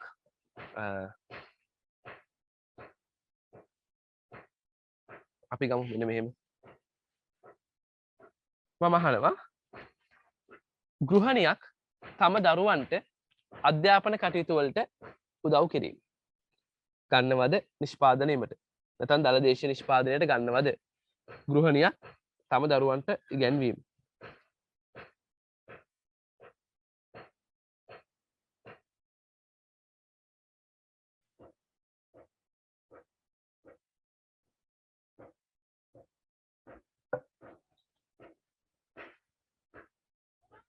හරි. ගෘහණියක් ළමයි තමන්ගේ දරුවන්ට ඉගැන්වීම් කටයුතු කරොත් අපි කියනවා ඒක දදේනට ගන්නෙ නෑ කියලා. ඇයි ගෘහ ආශ්‍රිත සේවා දදේනට ගන්නෙ නෑ? තමයි පොකුණක මාළු ඇති වෙනවා. දදේනට ගන්නවද? පොකුණක මාළු වැඩි වෙනවා. දදේනට ගන්නවද? very good ගන්නෙ නෑ. ඊළඟට අපේ ව්‍යාපාර ආයතනයේ මෙතන පොකුණක් හදලා තියෙනවා. ඒ පොකුණේ මාළු වැඩි වෙනවා. අපි අලුතෙන් ගෙනන ගෝල් ෆිෂ්ලා එහෙම දානවා. දාන්න මෙතන මාළු වැඩි වෙනවා. දැන් ඒක ගන්නවද නැද්ද? ඒක ගන්නවා. ඇයි ගන්නෙ? මිනිස් මැදිහත් වීමක් තියෙනවා. තමයි මම බිස්නස් එකක් පටන් ගන්නවා ඉස්සෝ හදන්න. මම පුංචි කලපු කෑල්ලක් අරගෙන කලපු කෑල්ලක් හදලා ඒක ඉස්සෝ දාලා ඉස්සෝ ඇති කරනවා. දැන් මේ ඉස්සෝ වැඩි කරන එක දදිනට ගන්නවද නැද්ද? ඒව ගන්න ඕනේ. ඒව ගන්න ඕනේ පැහැදිලිවම. හරි. ඊළඟට ඒ ටිකත් හරි. ඊළඟට තමයි මට හොඳ උත්තරයක් දෙන්න. මෙහෙකරුවෙක් ඇවිල්ලා මට මගේ රස්සා කටයුතු වලට උදව් කරනවා. මෙහෙකරුවෙක් මගේ ව්‍යාපාර කටයුතු වලට උදව් කරනවා. දැන් ඒක දදිනට ගන්නවද?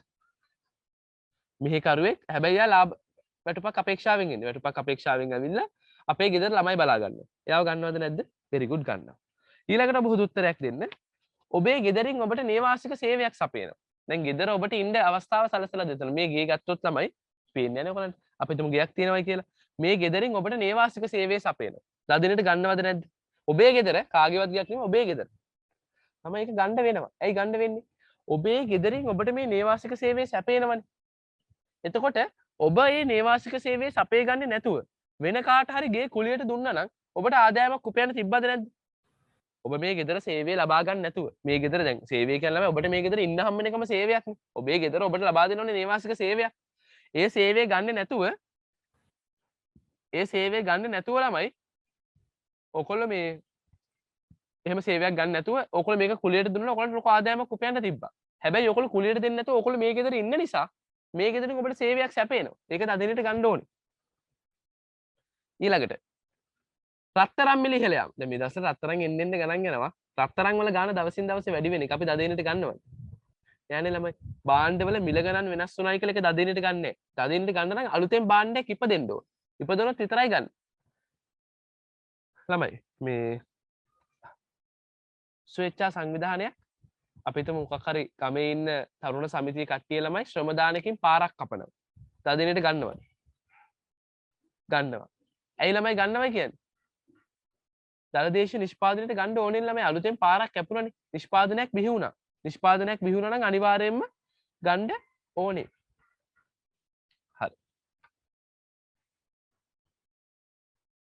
ඒ ටිකත් හරි.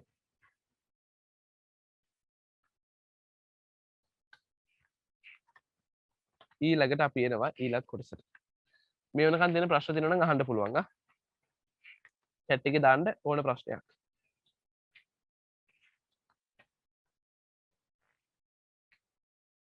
හරි ගානක් හදමු අන්තිම කෑල්ල සාකච්ඡා කරලා ගානක් හදමු. ඊට පස්සේ අපි ගානකට තමයි යන්නේ. ඔන්න මේක හොඳට බලා ගන්න.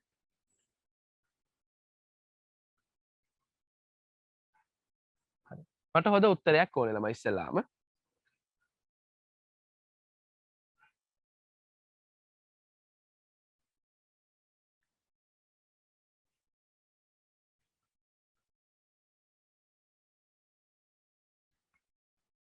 හරි. මට ඔබෙන් හොඳ උත්තරයක් ඕනේ ඉස්සෙල්ලාම.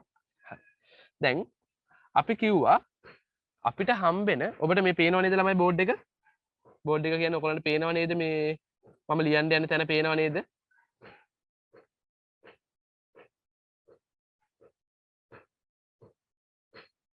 ඔව් හරි. දැන් මම ඔයගොල්ලොත් එක්ක දැන් කතා කරන්න යන්නේ අපිට තියෙනවා නිෂ්පාදන අපිට පුළුවන් රටක නිෂ්පාදනයේ ප්‍රවේශ 3කින් ගණන් හදන්න. මේ ප්‍රවේශ 3 පළවෙනි එක තමයි නිමැවුම් ප්‍රවේශය. දෙවෙනි එක තමයි ආදායම් ප්‍රවේශය. තුන්වෙනි එක තමයි වියදම් ප්‍රවේශය. හරි සරල උදාහරණයකින් මම මේ තුනම පැහැදිලි කරන්නම්. මම ඔබෙන් එක ප්‍රශ්නයක් විතරක් අහන්නම්. රටේ දලදේශීය නිෂ්පාදනය මේ ප්‍රවේශ 3න් ගණනය කරාට පස්සේ ඕනෑම ප්‍රවේශයකින් එන උත්තරේ මොනවා වෙන්න ඕනද ළමයි? මේ ප්‍රවේශ 3න් ඕන එකකින් ගණනය කරයි කියන්නකො. ඒ මොකෙන් ගණනය කරත් අවසානයේ එන උත්තරේ මොනවා වෙන්න ඕනද? සමාන වෙන්න ඕනේ. හරි. දැන් ඔබට උත්තරයක් දෙන්න. ඔබට පේනවාද මෙතන පෑනක් තියෙනවා. පෑනක් කියන්නේ පෙන් එකක් තියෙනවා. හරි. නිමැවුම් ප්‍රවේශය කියලා කියන්නේ මේ නිෂ්පාදනයක් විදිහට මේ පෙන් එක දිහා බලපුවම මේක නිමැවුමක්. එතකොට මේ පෙන් එකේ වටිනාකම නිෂ්පාදනයක් විදිහට අපි කියනවා සම්පූර්ණ වටිනාකම රුපියල් 1000යි. හරි. ඊට පස්සේ ළමයි ආදායම් ප්‍රවේශය කියලා කියන්නේ මේ පෙන් එක මේ භාණ්ඩයක් විදිහට බලපුවම මේකේ වටිනාකමට අපි කියනවා භාණ්ඩයක් විදිහට බලපුවම මේක වටිනාකමට අපි කියනවා නිෂ්පාදිත ප්‍රවේශයට අනුව භාණ්ඩ හා සේවාවල වටිනාකම දදේනි කියලා. මේ පෙන් එක නිපදවන්න දැන් ආදායම් ප්‍රවේශය ගම සමහර අය පටල ගන්නවා. මේ ආදායම් කියලා කියන්නේ ළමයි මේ පෙන් එක නිපදවන්න පාවිච්චි කරපු භූමිය ශ්‍රමය ප්‍රාග්ධනය ව්‍යවසායකත්වයේ කියන සාධක වලට ගෙවපු ආදායම. දැන් මේ පෙන් එක ළමයි මෙහෙම ඉබේම මෙතන ඇති වෙන්නේ නැහැ නේ. මවන්න බෑනේ කාටවත්. මේ පෙන් එක හදන්න ශ්‍රමිකයෝ මහන්සි වෙන්න ඇති. මේ පෙන් එක හදන්න කොහේ හරි ඉඩමක් පාවිච්චි කරන්න ඇති. ඉඩමක ගොඩනැගිල්ලක් පාවිච්චි කරන්න ඇති. මේ පෙන් එක හදන්න ප්‍රාග්ධනය පාවිච්චි කරන්න ඇති. මේ පෙන් එක හදන සමාගමේ අයිතිකාරයා මේකට ලාභයක් තියාගෙන තමයි මේක විකුණන්නේ. එතකොට මේ පෙන් එක වෙනුවෙන් භූමිය ශ්‍රමය ප්‍රාග්ධනය ව්‍යවසායකත්වයේ පාවිච්චි වුණා. මේ පෙන් එක හදන්න පාවිච්චි කරපු සම්පූර්ණ භූමිය ශ්‍රමය ප්‍රාග්ධනය ව්‍යවසායකත්වය ඒ වගේම තමයි මේකට ගහපු ටැක්ස් ඒ සේරම ගලපපුවම සම්පූර්ණ අගය කීයක් එන්න ඕනද? ඒත් රුපියල් 1000යි. මේක හදන්න පාවිච්චි කර භූමිය ශ්‍රමය ප්‍රාග්ධනය ව්‍යවසායකත්වයේ ඇතුළු සේරම වැදුණු ටැක්ස් සේරම ගලපුවම ඒක 1000යි. දැන් පාරිභෝගිකයා යනවා. ඔන්න දැන් පාරිභෝගිකයා යනවා. දෝමු මිතුර දෝමු කියලා පාරිභෝගිකයා යනවා. ගිහිල්ලා මේක ළමයි අපි හිතමු හොද කම්පියුටර් කඩේකට ගිහලා කියන මට මේ පෙන් එක ඕනේ. පාරිභෝගිකයා මේ පෙන් එක වෙනුවෙන් ගෙවන්න සූදානම්. මේ පෙන් එකට වියදම් කරන්න කැමති මුදලට පාරිභෝගිකයා මේක කඩෙන් ගන්න වියදම් කරන මුදලට අපි කියනවා මොන ප්‍රවේශය කියලාද? පාරිභෝගිකයා මේක කඩෙන් ගන්න වියදම් කරන මුදල. ඒක මොන ප්‍රවේශයද? පාරිභෝගිකයා භාණ්ඩය මිලදී ගැනීමට දරන මුදල. වියදම් ප්‍රවේශය. එයා මේක කඩෙන් ගන්න කීයක් දීලාද රුපියල්? රුපියල් 1000ක් දීලා. හරි. ඔන්න දැන් මම මෙතනම ඔයගොල්ලන්ට තර්ක ටිකක් පැහැදිලි කරගෙන යන්නේ. හරි.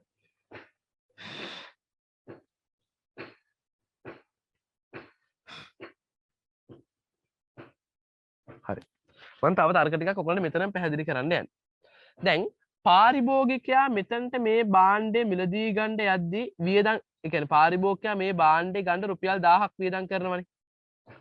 පාරිභෝගිකයා මේ වියදම් කරන 1000 ඇතුලේ මේ භාණ්ඩෙට ගහන ටැක්ස් තියෙනවද?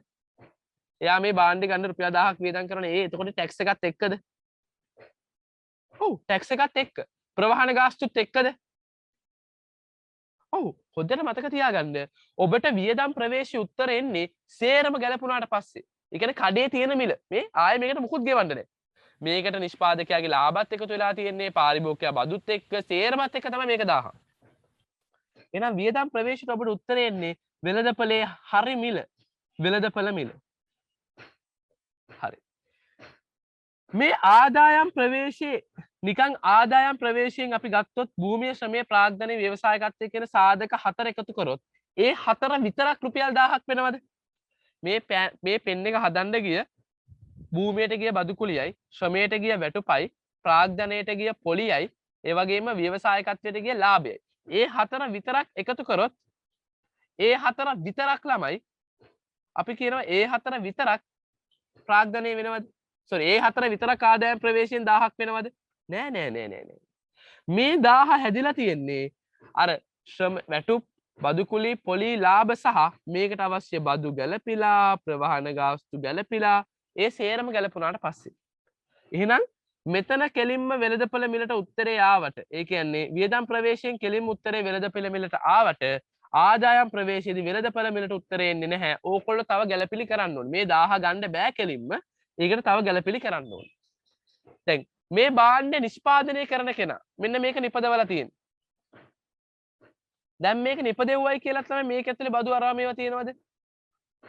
බදු ගලපලා ගිය දාන්නත් පුළුවන්. හැබැයි බදුත් එළියෙන් ගැලපෙන්න ඕන. එතකොට මට කියන්න ඕනුනේ ඔබට අපි මේ නිෂ්පාදන ප්‍රවේශය, ආදායම් ප්‍රවේශය, වියදම් ප්‍රවේශය යටතේ මේ තුන යටතේ ගණනය කිරීම කළාට මේ තුනෙන් එන උත්තරේ සමානයි කිව්වට මේ නිමයම් ප්‍රවේශය සහ ආදායම් ප්‍රවේශයෙන් එන උත්තරේට තව ගැලපිලි කරලා තමයි ඒක ඇත්තටම වෙළඳපොළ මිලට පෙරලා ගන්න ඕනේ. ගණන් වලදී ඔයගොල්ලන්ට තේරෙනවා. දැන් නිකන් අදහසක් ගන්න මේ නිමයම් ප්‍රවේශයෙන් එකපාරවත් ආදායම් ප්‍රවේශයෙන් එකපාරවත් වෙළඳපොළේ මේ භාණ්ඩ විකිරණ මිල එන්නේ නැහැ. හැම වෙලේම දලදේශීය නිෂ්පාදිතය අපි ගණනය කරන්නේ වෙළඳපොළේ මිලට. එතකොට ඔයගොල්ලන්ට තේරෙන්න ඕනේ නිමයම් ප්‍රවේශයේ ගාන හැදුවත් ආදායම් ප්‍රවේශයෙන් ගාන හැදුවත් එකපාර වෙළඳපොළ මිලට උත්තරේ ගන්න බෑ. තව ගැලපිලි ගලපන්න ඕනේ. හැබැයි වියදම් ප්‍රවේශය කියන්නේ පාරිභෝගිකයා ගිහිල්ලා භාණ්ඩේ මිලදී ගන්න දරන වියදමනේ. අන්න එහෙම පාරිභෝගිකයා ගිහිල්ලා බාන්නේ මිලදී ගන්න දරන වියදම් ප්‍රවේශයෙන් නිරූපණය වෙන නිසා වියදම් ප්‍රවේශයෙන් එකපාරම එන උත්තරේ වෙළඳපොළ මිලට උත්තරයක් එන්නේ. මම එක දෙයයි ඔබට කියන්න ඕනේ මේ ගණන් හදන්න කලින්. ඒ තමයි මට එක දෙයයි ඔබට කියන්න ඕනේ මේ ගණන් හදන්න කලින් ඒ තමයි වෙළඳපොළ මිලට ඔබ විසින් දලදේශීය නිෂ්පාදනය ගණනය කරනවා නම් වෙළඳපොළ මිලට උත්තරේ එකපාර ගන්න ඕන නම් ගන්න පුළුවන් වියදම් ප්‍රවේශයෙන් විතරයි.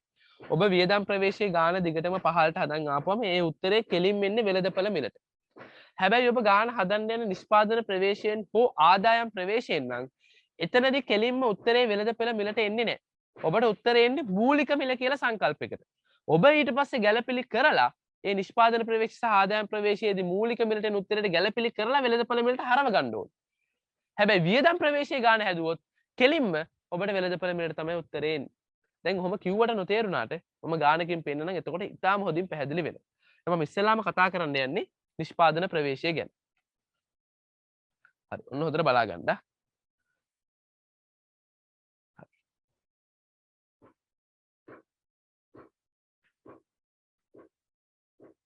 නිමයම් ප්‍රවේශය. දැන් ඔබෙන් උත්තර ටිකක් ඕනේ මට. දැන් ඉස්සෙල්ලාම මේ නිමයම් ප්‍රවේශය යටතේ ඔයාලා මිලවල් වර්ග 3ක් ගැන අඳුන ගන්න ඕනේ. ආර්ථිකයේ තියෙනවා මිල වර්ග 3ක්. පළවෙනි මිල තමයි මූලික මිල. දෙවෙනි මිල තමයි නිෂ්පාදකයාගේ මිල. තුන්වෙනි මිල තමයි ගැනුම්කරුගේ මිල. එහෙම නැත්නම් මේකට තමයි අපි කියන්නේ අර වෙළඳපොළ මිල කියලා. මම කිව්වේ නිෂ්පාදන ප්‍රවේශයෙන් ගාන හදනවා නම් මේ ගානේ උත්තරේ ඉස්සෙල්ලාම එන්නේ මොන මිලටද?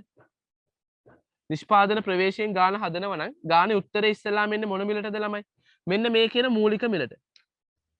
ඕකොල්ලෝ ඊට පස්සේ ගැළපිල්ලක් කරලා මේ මිල නිෂ්පාදකයාගේ මිල කරගන්න. ඊට පස්සේ නැවත ඕකොල්ලෝ ගැළපිල්ලක් කරලා මේක ගැනුම්කරුගේ මිල කරගන්න. හරි. ඔය කතාව දැන් ඉස්සරහට අරගෙන යමු. ඔත කල්පනාවෙන් අහන්නේ. දැන් මේ මිලවල් තුන ගැන අදහසක් ගමු. ඔන්න ඔබ හොඳ උත්තරයක් දෙන්න.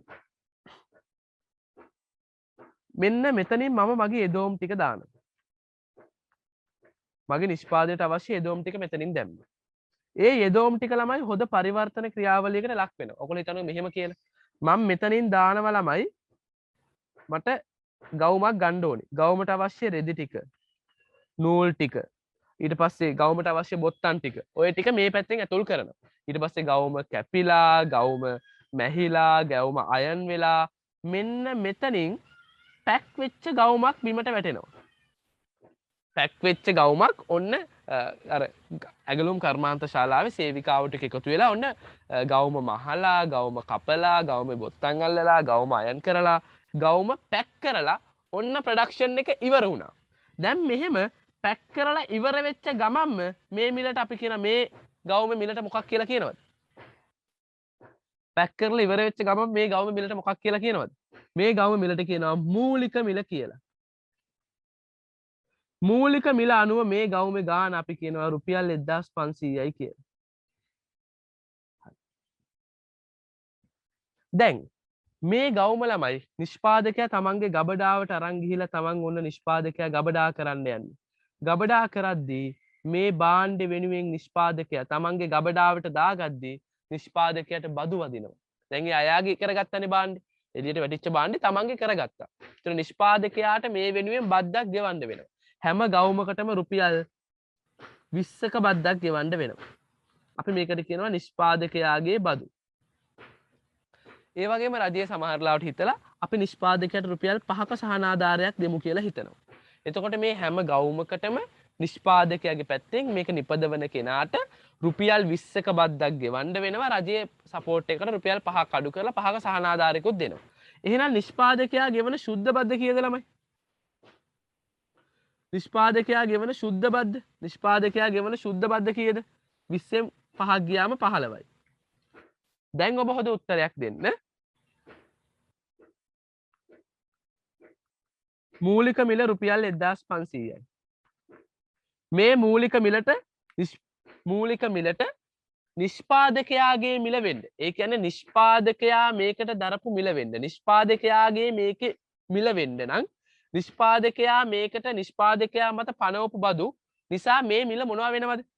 නිෂ්පාදකයාට අදාළ වෙන මිල මොනවා වෙනවද? නිෂ්පාදකයාට බදු පනවපුවම වැඩි වෙනවා. ඒ නිසා ඔයගොල්ලෝ පටල ගන්න එපා බදු අඩු කරන්නේ භාණ්ඩේ මිලට බදු එකතු කරනවා. ඒකට හේතුව නිෂ්පාදකයාට ගෙවන්න වෙන මිල නැත්නම් නිෂ්පාදකයාට දරන්න වෙන මිල බද්ද නිසා වැඩි වෙනවා.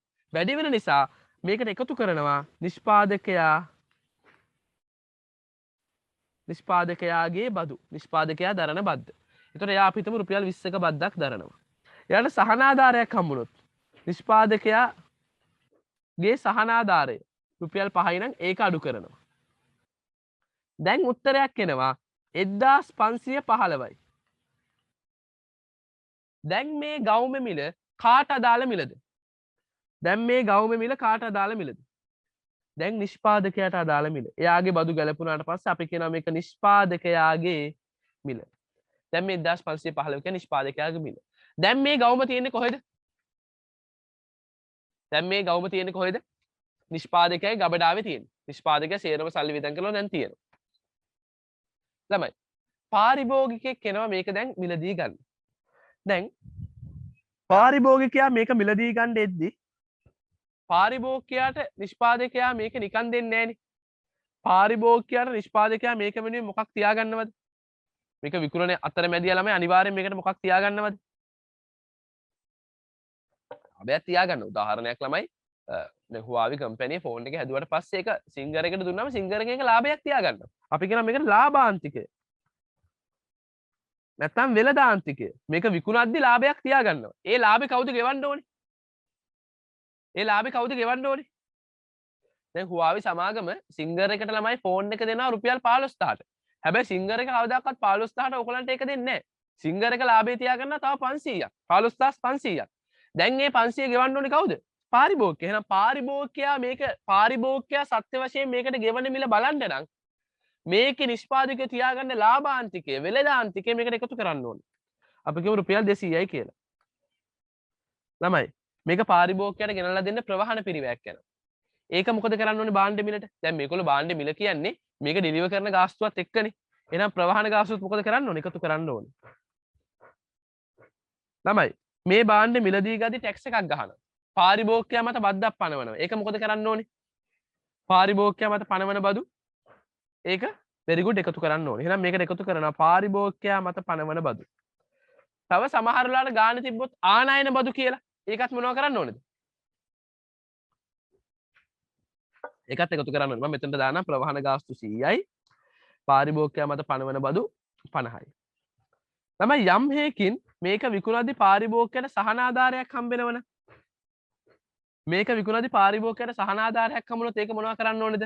අඩු කරන්න ඕනේ. එහෙනම් පාරිභෝගිකයාට ලැබෙන සහනාධාරය අපිට රුපියල් 100යි කියලා ඒක අඩු කරන්න ඕනේ. දැන් මේ පාරිභෝගිකයාගේ දේවල් ටික ගැලපුණාම දැන් මෙතන එන උත්තරේ මොකක්ද ළමයි? 1515ට 200ක් එකතු වුණාම 1715යි 1715යි 1815යි 1815යි 1865යි 1865යි 100ක් ගියාම 1765යි. මේ 1765ට අපි කියනවා ගැනුම්කරුගේ මිලට එකතු කළ අගය. එහෙම නැත්නම් තව නමක් කියන්න පුළුවන්. වෙළඳ මිලට දළදේශීය නිෂ්පාදනය. ගැනුම්කරුගේ මිලට එකතු කළ අගය. එහෙම නැත්නම් වෙළඳ මිලට දළදේශීය නිෂ්පාදනය. දැන් මේක නොතේරුණු කෙනෙක් ඉන්නවා නම් අහන්න මොකද ඊළඟ ගාන හදන්න බෑ මේක ගැන අවබෝධයක් අදහසක් නැතුව. මේක නොතේරුණු කෙනෙක් ඉන්නවද?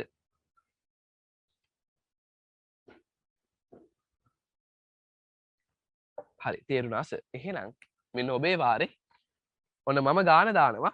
ළමයි ඉස්සෙල්ලාම ඔයගලන්ට try කරන්න අවස්ථාවක් දෙන්නද නැත්නම් මම හදලා පෙන්නන්නද?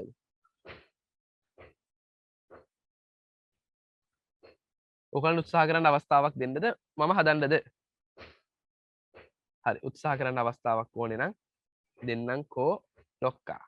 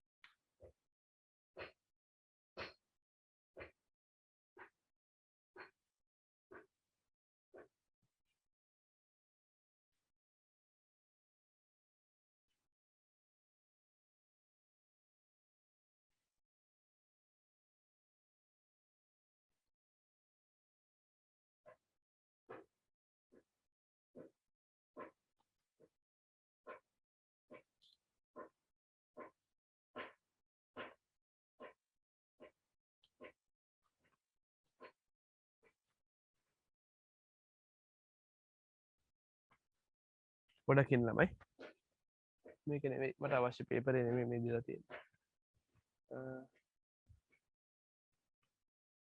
කම මේක ටනක් දෙන්න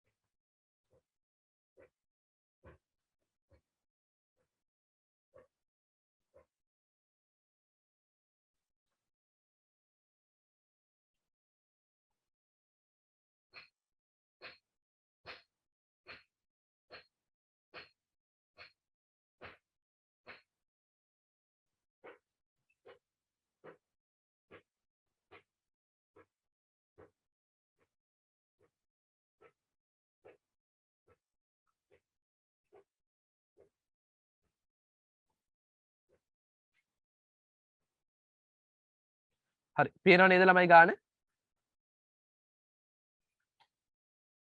පේනව නේද හරි ඔබේ වෙලාව දැන් පටන් ගන්නවා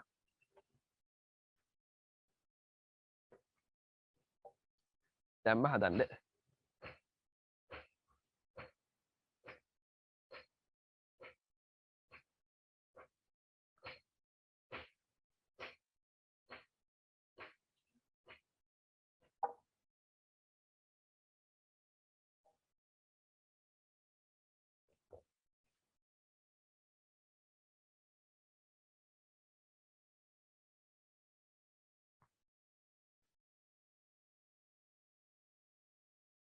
ගාන ලියන්න ඕනෙත් නෑ හැබැයි ලියාගත්තත් ලියුවේ නැතුණට කමක් නෑ ළමයි ගාන හදුවා නම් ඇති ස්ක්‍රීන්ෂොට් එකක් ගහගන්න පස්සේ ලියාගන්න ගාන හදන්න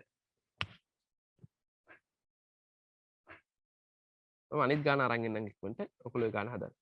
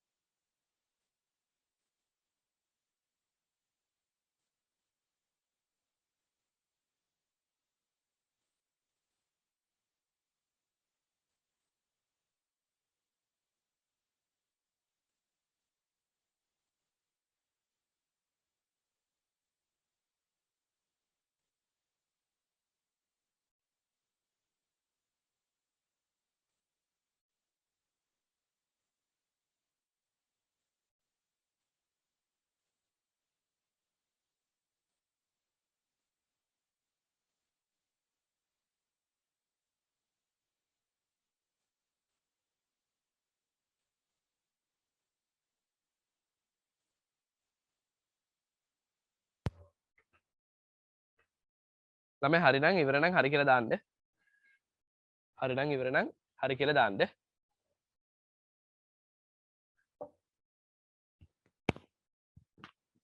හරිනම් ඉවර නම් දාන්න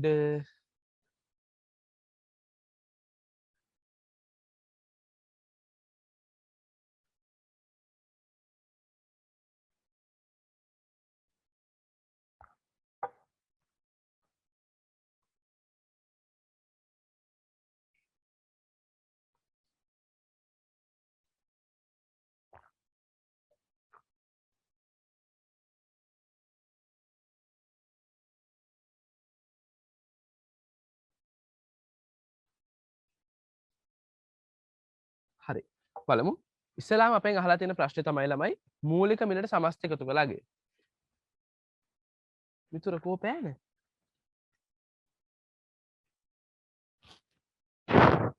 කියනවා. අපෙන් අහලා තියෙන ඉස්සලා මූලික මිලට සමස්ත එකතු කළාගේ.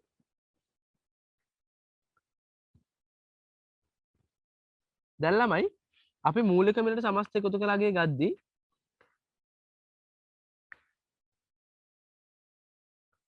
කොහොමද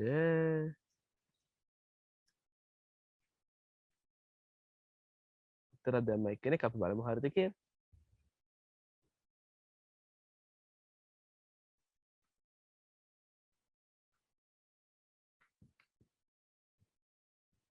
හරි.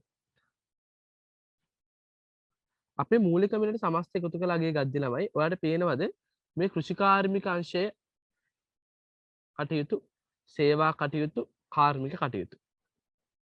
දැන් මේ තුනම ළමයි අපිට දීලා තිබ්බොත් එකතු කළාගේ කියලා.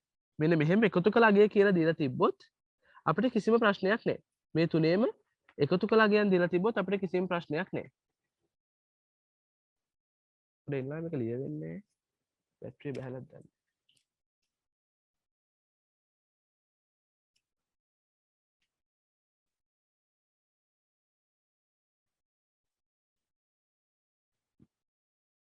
මේ තුනේම ළමයි මේ එකතු කළාගේ කියන එක දීලා තිබ්බොත් අපිට කිසිම ප්‍රශ්නයක් නැහැ. මේ එකතු කළාගයන්නේ. ඔකල් හොඳ උත්තරයක් දෙන්න එකතු කළාගයන් දෙන්නේ නැතුව. මේ විදිහට එකතු කළාගයන් දෙන්නේ නැතුව අපිට අවසාන නිෂ්පාදනයේ දීලා තිබ්බොත් අපි මොනවද කරන්න ඕනද ගානේ? එකතු කළාගේ දෙන්නේ නැතුව අවසාන නිෂ්පාදිතය දෙනවා. දැන් මොනවද කරන්න ඕනද ගානේ? ඒ අවසාන නිෂ්පාදිතයෙන් අතරමැදි පරිභෝජනය අයින් කරලා ළමයි අපි අවසාන නිෂ්පාදිතයෙන් අතරමැදි පරිභෝජනය අයින් කරලා අපි මොකක් හදාගන්න ඕනද? එකතු කළාගේ හදාගන්න ඕනේ. මේ අවසාන නිෂ්පාදිතයෙන් අඩු කරන්න ඕනේ අතරමැදි පරිභෝජනය කරලා එකතු කළාගේ හදාගන්න ඕනේ. හැබැයි මේ ගානේ කිසිම අවුලක් නැහැ. කෙලින්ම එකතු කළාගයන් ටික දීලා තියෙනවා. හරි. හොඳ උත්තරයක් දෙන්න. මේ එකතු කළාගයන් තුන එකතු කරපුවම මේ තුන එකතු කරපුවම එනවා උත්තරේ 1,30,000යි කියලා. දැන් මේ 1,30,000ට නමක් කිය. මේ 1,30,000ට නමක් කිය. කෘෂිකාර්මික අංශ එකතු කළාගේයි කාර්මික අංශ එකතු කළාගේයි සේවාංශ එකතු කළාගේයි. ඔය තුනේම එකතුවට නමක් කිය. මූලික මිලට very good සමස්ත එකතු කළාගේ. එහෙනම් අපි මේකට කියනවා මේ පළවෙනි උත්තරේ මූලික මිලට සමස්ත එකතු කළාගේ. එහෙනම් මූලික මිලට සමස්ත එකතු කළාගේ 1,30,000යි. ඒක හොයාගත්ත ඕනේ. පළවෙනියෙන් හොයාගත්තා මූලික මිලට සමස්ත එකතු කළාගේ 1,30,000යි. අපේ ගානේ ඊළඟට අහනවා නිෂ්පාදකයාගේ මිල. තමයි මූලික මිලට ගත්ත එකක් නිෂ්පාදකයාගේ මිලට කරන්න නම් අපි කරන ගැළපිල්ල මොකක්ද? මූලික මිලට ගත්ත එකක් නිෂ්පාදකයාගේ මිලට කරන්න නම් අපි ඊළඟට කරන ගැළපිල්ල මොකක්ද? මූලික මිලේ හොයාගත්ත එකක් නිෂ්පාදකයාගේ මිල කරන්න අපි මොකද්ද කරන ගැළපිල්ල? නිෂ්පාදකයාගේ බදු හා සහනාධාර ගලපන. මේ හැම බද්දක්ම ගලපන්නේ නිෂ්පාදකයාගේ බදුයි නිෂ්පාදකයාගේ සහනාධාරයි ගලපන. එහෙනම් නිෂ්පාදකයාගේ මිල කරන්ද ගානේ බලන්ද නිෂ්පාදකයාගේ බදුයි නිෂ්පාදකයාගේ සහනාධාරයි තියෙනවද කියලා. යස් මේ තියෙන්නේ. මෙතන නිෂ්පාදනය නෙමෙයි නිෂ්පාදකයා කියලා හදාගන්න. නිෂ්පාදකයා මත අය කළ බදු අඩු කරා සහනාධාර. එහෙනම් නිෂ්පාදනය නිෂ්පාදකයා කියලා හදාගන්න. නිෂ්පාදකයා මත අය කළා බදු අඩු කරා සහනාධාර මෙන්න මේ ගැළපිල්ල ගන්න ඕනේ නිෂ්පාදකයාගේ මිල කරන්න නම්. ඒතර බදු අඩු කරා සහනාධාර කියන්නේ මේ තියෙන සුද්ධ බදු. බදු අඩු කරා සහනාධාර කියන්නේ මේ තියෙන සුද්ධ බදු. දැන් අපේ ආපු උත්තරේට 1,30,000ට මේ සුද්ධ බදු මොනව කරන්න ඕනේද ළමයි? අපේ ආපු මූලික මිල 1,30,000ට අපිට ආවනේ. අපිට ආවා මූලික මිල 1,30,000ක්. මේ 1,30,000ට මේ නිෂ්පාදකයාගේ බදු මොනව කරන්න ඕනද? එකතු කරන්න ඕනේ. නිෂ්පාදකයාගේ බදු සහනාධාරයක් තියෙනවා. සහනාධාර ටිකක් පැත්තකින් තියලා මේක එකතු කරන්න ඕනේ. බලමු කීයක්ද තියෙන්නේ කියලා. නිෂ්පාදකයා මත අය කළ බදු අඩු කරා සහනාධාර 5,000යි. එහෙනම් මේ 5,000 තමයි එකතු කරන්න ඕනේ. දැන් එනවා මේ 5,000 ගලපුවම 1,35,000ක් කියලා. මේ කාගේ මිලද? නිෂ්පාදකයාගේ මිලට සමස්ත එකතු කළාගේ. එහෙනම් 1,35,000 කියලා කියන්නේ නිෂ්පාදකයාගේ මිලට සමස්ත එකතු කළාගේ.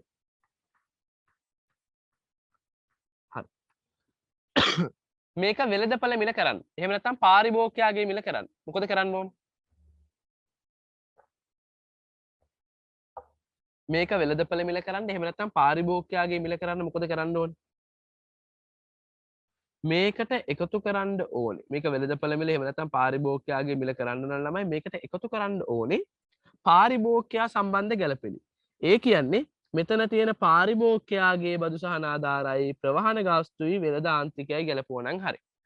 මේ තුන නිසාම භාණ්ඩයේ මිල මොනවද වෙන්නේ? මේ තුන නිසාම භාණ්ඩයේ මිල මොකද වෙන්නේ ළමයි? මේ පාරිභෝගිකයන් මත ලබා දුන් සහන ආධාරයි ප්‍රවාහන ගාස්තුයි වෙළඳ ආන්තිකයයි මේ තුන නිසාම භාණ්ඩයේ මිල වැඩි වෙනවා. එහෙනම් මේ තුනම එකතු කරන්න තමයි ඕනේ. හරි. දැන් අපිට 1,35,000ක් ඇවිල්ලා තියෙනවා. මම මේකට අර කියන තුන එකතු කරනවා. මොනවද තුන? පාරිභෝගිකයා මත සුද්ධ බදු, පාරිභෝගිකයා මත සුද්ධ බදු, ඊළඟට ප්‍රවාහන ගාස්තු, වෙළඳ ආන්තිකය. අපි බලමු මේ ටික පිළිවෙලින් කීයද කියලා. පාරිභෝගිකයා මත සුද්ධ බදු අපිට පේනවා 3000යි. ප්‍රවාහන ගාස්තු 4000යි. වෙළඳ ආන්තිකය 1000යි. එහෙනම් මේ සෙට් එක කීයද? 8000යි. 3000යි 4000යි 1000යි. 3000යි 4000යි 1000යි. එතකොට මේ සෙට් එක 8000යි. එතකොට 1,35,000ට 8000ක් එකතු වුණාම අපිට එනවා 1,43,000යි. මේ 1,43,000ට අපි කියනවා වෙළඳ මිලට දා දෙනි. නැත්තම් ගැනුම් කරුගේ මිලට සමස්ත එකතු කළාගේ එහෙම නැත්තම් වෙළඳපළ මිලට දා දෙනි. හෝ සහනාධාර තියෙනවා කියලා කියනවා. ඔව්. ඔන්න ළමයි දැක්ක නේද? ගාන හරියට බැලුවේ නැතුණාම පැටලෙනවා. ඔන්න බලන්න මම ආයෙතන හදන්න වෙනවා මට. දැන් අපිට 1,35,000ක් ඇවිල්ලා තියෙනවා ගැනුම් කරුගේ මිල. මම මෙතනද ගන්නකො 1,35,000යි. මේ ආවේ ගැනුම් කරුගේ නෙමෙයි නිෂ්පාදකයාගේ මිල. හරි. නිෂ්පාදකයාගේ මිල 1,35,000ක් ආවා. මට පැටලුණා කියන්නේ මම දැක්කේ නෑ පාරිභෝගිකයාගේ ණය කළ බදු තියෙන්නේ 2,000ක්. මම ඒක දානවා පාරිභෝගිකයාගේ ණය කළ බදු 2,000යි. ඒක එකතු කරන්න ඕනේ. ගැටලුවක් නෑ. පාරිභෝගිකයාට දුන්නු සහන ආධාර 3,000ක් තියෙනවා. සහන ආධාර දුන්නම් මිල අඩු වෙනවා. ඒ නිසා 3,000 අඩු කරන්න ඕනේ. සහන ආධාර දුන්නම් මිල අඩු වෙනවා. ඒ නිසා 3,000 අඩු කරන්න ඕනේ. ඊළඟට ප්‍රවාහන ගාස්තු අනිත් දෙක 4,000යි වෙළඳ ආන්තිකය 1000යි. ඒව එකතු කරන්න. 4,000යි 1000යි. දැන් ගමු. 1,35,000යි 2,000යි 37,000යි 37,000යි 4,000යි 41,000යි 42,000යි 1,39,000යි. very good. 1,39,000යි. එහෙනම් අපිට කෙලින්ම ආවා වෙළඳපළ මිලට ධනදේශ නිෂ්පාදනය 1,39,000යි.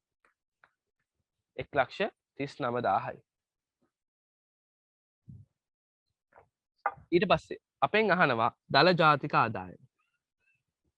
මේ බලන්න අපි හොයන විදිහ. කොහොමද අපි දල ජාතික ආදායම ගන්න? දල ජාතික ආදායම සමානයි දල දේශීය නිෂ්පාදනයට එකතු කරනවා ශුද්ධ විදේශ සාධක ආදායම්. හරි. ගිහලා බලමු. ළමයි අපිට දැන් හොයාගත්ත දල දේශීය නිෂ්පාදනය 1,39,000යි කියලා. ඒක දාගත්තා. ශුද්ධ විදේශ සාධක ආදායම්. මෙන්න තියෙනවා ශුද්ධ විදේශ ප්‍රාථමික ආදායම්. මේකටම තමයි ශුද්ධ විදේශ සාධක ආදායම් කියලා කියන්නේ. ඒක තියෙනවා ඍණ 5,000ක්. අඩු කරනවා එතකොට ඍණ 5,000. දැන් 1,39,000න් 5,000ක් අයින් වුණාම 1,34,000ක් එනවා. 1,34,000ක් එනවා. අපි මේකට තමයි කියන්නේ දල ජාතික ආදායම. අපි මේකට තමයි කියන්නේ 1,34,000ට තමයි කියන්නේ දල ජාතික ආදායම කියලා. ඊළඟට ඒකත් හරි. එතකොට 1,34,000 දල ජාතික ආදායම. කෙනෙක් අහනස් අපි ඕවා වෙන වෙනම ලියන්න නැතුව ගාන විතරක් හැදුවම නෑ ළමයි. ඔයගොල්ලෝ මේකට දාන ගැළපෙන්න ලියන්න ඕනේ. උදාහරණයක් දැන් ඔයගොල්ලෝ මූලික මිලට ගත්ත උත්තරේ ගන්නවනේ. මූලික මිලට ගද්දිත් ලියන්න ඕනේ කෘෂි කාර්මික අංශය එකතු කළාගේ සමානයි මෙච්චරයි. කාර්මික අංශය එකතු කළාගේ සමානයි මෙච්චරයි. සේවා අංශය එකතු කළාගේ සමානයි මෙච්චරයි. කියලා එකතුව ගන්න ඕනේ. මූලික මිලට සමස්ත එකතු කළාගේ. ඊට පස්සේ දෙවෙනි ප්‍රශ්නේ අහන්නේ වෙළඳපොළ මිල නම් ඊට පස්සේ ඔයගොල්ලෝ ලියන්න ඕනේ මූලික මිල සමස්ත එකතු කළාගේ 1,50,000යි. ඒකට කරන ගැළපිලි ටික පිළිවෙලින් පහළට ලියලා ඕගොල්ලෝ උත්තරය අරන් පෙන්නන්න ඕනේ. නැතුව මේ අංක විතරක් දැම්මයි කියලා ලකුණු හම්බෙන්නේ නැහැ. උත්තරයට විතරක් ලකුණක් දෙන්න පුළුවන්. නමුත් වැරදුනොත් ඔබට කිසිම අවස්ථාවක් නැහැ. ඒ නිසා මම කියන්නේ මෙතන ඔබ මේ අවදානමක් ගන්න එපා. පිළිවෙලට පහළට ලියන්න. ලියලා උත්තර ගන්න. එක්සෑම් එකේදී දදේනී කියලා කෙටියෙන් ලිව්වට ඒක නම් ලොකු ප්‍රශ්නයක් නෑ ළමයි. දදේනී කියලා ලිව්වට ප්‍රශ්නයක් නෑ. හැබැයි පුළුවන් තරම් උත්සාහ කරන්න දලදේශීය නිෂ්පාදනය කියලාම ලියන්න. මොකද ඉංග්‍රීසි වලින් අපි GDP කියලා කියන්නේ ගොඩක් වෙලාවට මේ ඒ නිසා ලොකු ඉෂුව එකක් එන්නේ නෑ ඒක. හරි. එතකොට දල ජාතික ආදායම හැබැයි පුළුවන් තරම් උත්තරේ අවසානයේ හරි උත්තර දෙන්න. ඔයගොල්ලෝ ඔහොම පිළිවෙලට ගන්නවනේ ගද්දි කෙටි කරලා ලිව්වට කමක් නෑ. හැබැයි අවසාන උත්තරේ පහලින් පෙන්නන්න දෙවෙනි එකට උත්තරේ දලදේශීය නිෂ්පාදනයේ සමානයි මෙච්චරයි කියලා ලියලම පෙන්නන්න. එතකොට ඔයගලන්ට ආව දල ජාතික ආදායම 1,34,000ක්. ඊළඟට ඔයගලගෙන් අහනවා වැය කළ හැකි දල ජාතික ආදායම. ඒක හොයන්නේ කොහොමද? වැය කළ හැකි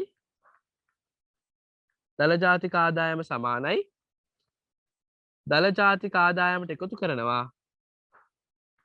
ශුද්ධ විදේශ වර්තන සංක්‍රාම. දල ජාතික ආදායමට එකතු කරනවා ශුද්ධ විදේශ වර්තන සංක්‍රාම. තමයි දල ජාතික ආදායම තියෙනවා 1,34,000ක්. ඒකට එකතු කරනවා ශුද්ධ විදේශ වර්තන සංක්‍රාම. ශුද්ධ විදේශ වර්තන සංක්‍රාම තියෙනවා 2,000ක්. එතකොට සම්පූර්ණ අගයනවා 1,36,000ක්. එතකොට සම්පූර්ණ අගයනවා 1,36,000ක්.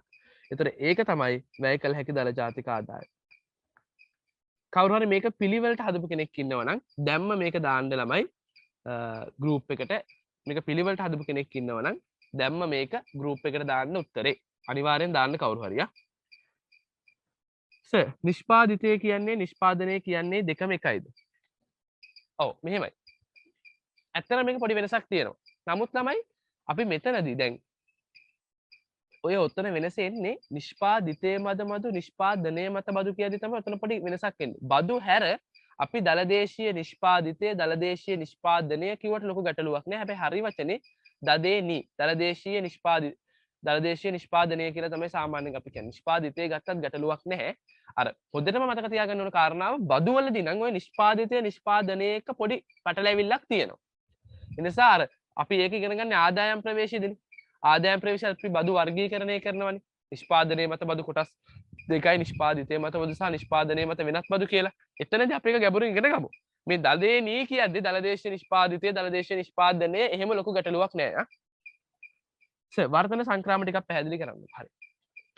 වර්තන සංක්‍රාම කියලා කියන්නේ මෙතන තියෙන්නේ විදේශ රටවල් වල ඉන්න කට්ටිය අපේ ලංකාවේ අය වෙනුවෙන් එවන පරිත්‍යාග වගේ දේවල්. උදාහරණයක් විදේශ රටක නේවාසික භාවයේ තියෙන කට්ටිය අපේ නැත්නම් අපේ රස්සා කරන්න පිට රටවල් වලට ගිය කට්ටිය ඒ රටවල් වල ඉඳලා අපිට සල්ලි වෙනවා. උදාහරණයක් ඕගොල්ලන්ගේ අම්මා ගියයි කියමුකෝ ඩුබායි වල රස්සාවකට. එයා දැන් අවුරුදු ගාණක් තිස්සේ ඩුබායි වල ජීවත් වෙන්නේ. එයා ඔයාට සල්ලි එවනවා. එතකොට ඒක වැටෙන්නේ ශුද්ධ විදේශ වර්තන සංක්‍රාමයක් විදිහට. මොකද ඔයාට මාස්පතා එවනවනේ. මාස්පතා ඔයාට අම්මා සල්ලි එවනවනේ. ඒක වර්තන සංක්‍රාමයක් විදිහට වැටෙන්නේ. ඒ වගේම ළමයි මෙතන වර්තන සංක්‍රාම විදිහට තව ගන්න පුළුවන්. දැන් ජපන් රජය ලංකාවට හැම මාසෙම මොකක් හරි ආධාරයක් කරනවා. උදාහරණයක් ලංකාවේ ඉස්කෝලවලට නැත්නම් ලංකාවේ තෝරගත් ඉස්කෝලවලට හැමදාම ඉන්ටර්වල් එකේදී කිරි වීදුරුවක් දෙන්න ජපන් රජය අපිට උදව් කරනවා. ජපන් රජය අපිට සල්ලි එවනවා. එතකොට හැමදාම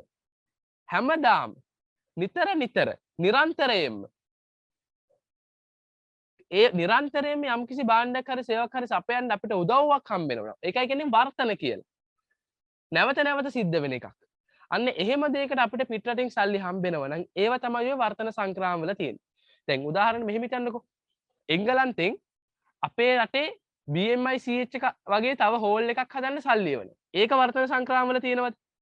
එංගලන්තෙන් ලොකු හෝල් එකක් හදන්න සල්ලි එවනවා. ඒක වර්තන සංක්‍රාම වලට ගන්නවද? ඒක මෙතන ඒක ගන්නේ නෑ ළමයි. ඇයි ඒක වර්තන ඒ කියන්නේ නිතර හම්බෙන එකක් නෙවෙයි. ඒක ප්‍රාග්ධන සංක්‍රාමයක්. ඒක වර්තන සංක්‍රාමයක් නෙවෙයි. ඒ නිසා ඒක මෙතනට ගන්න බෑ. ඒ වගේ අර මොකක් හරි ගොඩනැගිල්ලක් ඉදි කරන්න කර්මාන්තශාලාවක් ඉදි කරන්න එහෙම එවන සල්ලි ගන්නෙ නැහැ. එහෙම නැතුව දෛනික දිනපතා කටයුත්තක් වෙනුවෙන් සල්ලි එවනවා නම් මාසපතා කටයුත්තක් වෙනුවෙන් සල්ලි එවනවා නම් අපි ඒකට කියනවා වර්තන සංක්‍රාමයක් කියලා. ප්‍රධාන වශයෙන් මොවා දෙකයි තියෙන්නේ. එකක් තමයි අපේ අම්මලා තාත්තලා රටේ ඉඳලා එහි අවුරුදු ගණන් වැඩ කරන කට්ටිය අපිට එවන සල්ලි වර්තන සංක්‍රාම ඇතුලේ තියෙනවා. ඒ වගේම විදේශ රටවල් වලින් මාස්පතා නිරන්තරයෙන් එවන වර්තන ස්වරූපයේ සංක්‍රාම නැවත නැවත දෙන සංක්‍රාම. අර මං කිව්වේ පොත් යුනිසෙෆ් එකෙන් හැම මාසෙම සමහර ළමා නිවාස වලට ආහාර වලට සල්ලියක් එවනවා. හැම මාසෙ ගානෙම එවනවා. ඒවා වර්තන සංක්‍රාම. නැතුව ප්‍රාග්ධන භාණ්ඩයක් ඉදි කරන්න, පාලමක් ඉදි කරන්න, ගොඩනැගිල්ලක් ඉදි කරන්න එහෙම සල්ලි එව්වොත් ඒවා වර්තන සංක්‍රාම නෙවෙයි ප්‍රාග්ධන සංක්‍රාම. ඒවා මෙතනට ගන්නෙ නැහැ. හරි. තව ගැටලු තියෙනවද? තව ගැටලු තියෙනවා නම් අහන්න. මම දැන් ඔන්න එක ගානක් ඕගලන්ට හදලා පෙන්නනවා. ඕගොල්ලොත් එක්ක මම හැදුවා.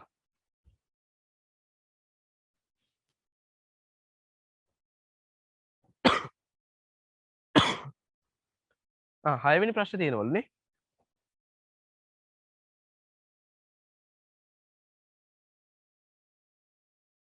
ශුද්ධ ජාතික ආදායම. ඒක හරි ලේසි.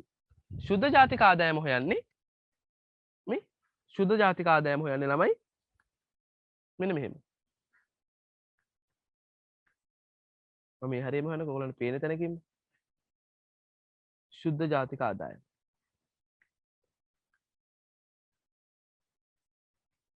දැන් වචනෙන් අල්ලන්න මේක පිළිවෙලට මෙන්නේ නැහැ හැම වෙලේම ශුද්ධ ජාතික ආදායම කියද්දි ඔයා ඒකේ අදහසක් ගන්න. ඔන්න බලන්න.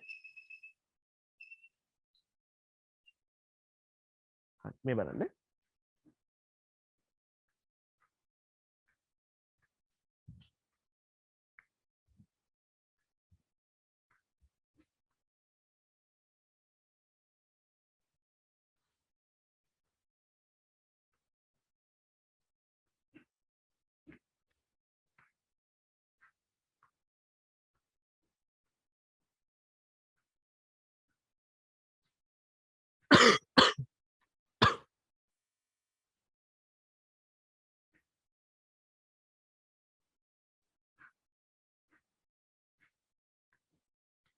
දිවෙන්නේ තෝ ගියා ළමයි.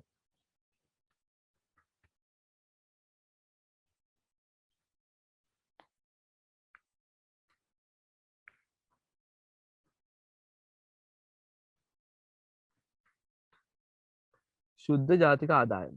ඒක හොයන්නේ ළමයි. ඕගලන්ට ආවනේ දල ජාතික ආදායම 1,34,000ක්.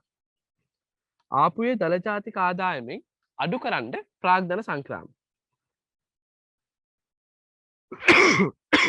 දල ජාතික ආදායමෙන් අඩු කරන්න ප්‍රාග්ධන සංක්‍රාම. බලමු ප්‍රාග්ධන සංක්‍රාම කීයද කියලා. ප්‍රාග්ධන සංක්‍රාම තියෙනවා. මෙතන ප්‍රාග්ධන සංක්‍රාම කියන්නේ ස්ථාවර ප්‍රාග්ධන පරිභෝජනය තමයි මේකෙදි ගන්න ඕනේ. ස්ථාවර ප්‍රාග්ධන පරිභෝජනය තියෙනවා 6000ක් කියලා. හරි. එතකොට 1,34,000න් අඩු කරන්න ඒ 6000 අඩු කිරීම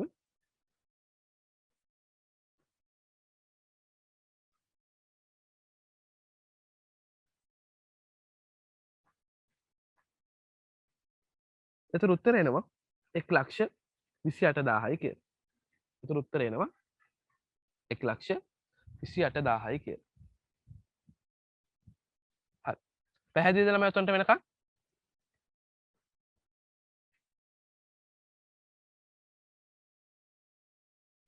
කෙනෙක් අහනවා සමස්ත එකතු කළ අගය කියන්නේ දල දේශීය නිෂ්පාදනයටමද කියලා. ඔව් සමස්ත එකතු කළ අගය කියන්නේ දල දේශීය නිෂ්පාදනයටම තමයි. දෙකේ වෙනසක් නැහැ.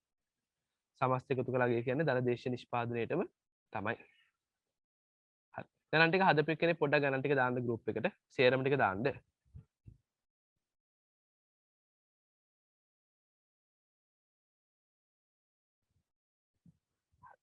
තව ගානක් තියෙනවා හදමුද ළමයි?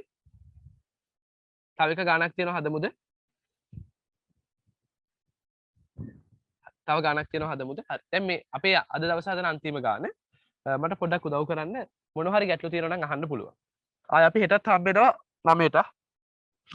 හෙට අපි 9 වෙද්දි හම්බෙනවා ආදායම් ප්‍රවේශයේ මේක ඉතුරු ටිකයි ආදායම් ප්‍රවේශයේත් එක්ක.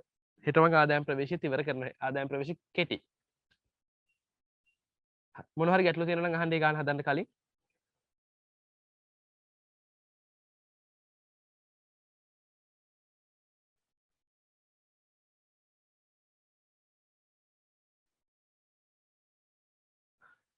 එක්සෑම් එකේ ටියුට් දෙකම එනවද කියලා අහනවා. ඔව් ටියුට් දෙකම එනවා. ඔයගොල්ලන්ට ටියුට් දෙකම එනවා. අද හෝ හෙට ඔයගොල්ලන්ට ඒ සම්බන්ධ වීඩියෝ එකක් දානවා කොහොමද එක්සෑම් එක ලියන්නේ කියලා. මේක වෙබ්සයිට් එකට දානවද කියලා අහනවා. මේක වෙබ්සයිට් එකට දානවා. දාන විදිහ මම කියන්නම්. අන්න මම ගල් වෙලා ළමයි. හරිද? අන්තිම ගානත් හදමුද එහෙනම්?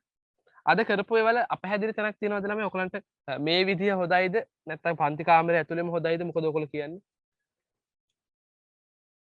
ඒ කියන්නේ මේ අපි නිකන් මෙහෙම සාකච්ඡාවක් ගද්දි මේ විදිය හොඳයිද නැත්නම් පන්ති කාමරය ඇතුළේම හොඳයිද? මොකද්ද කෙනෙක් දාලා තියෙනවා මෙහෙම හොඳයි කියලා දාලා තියෙනවා.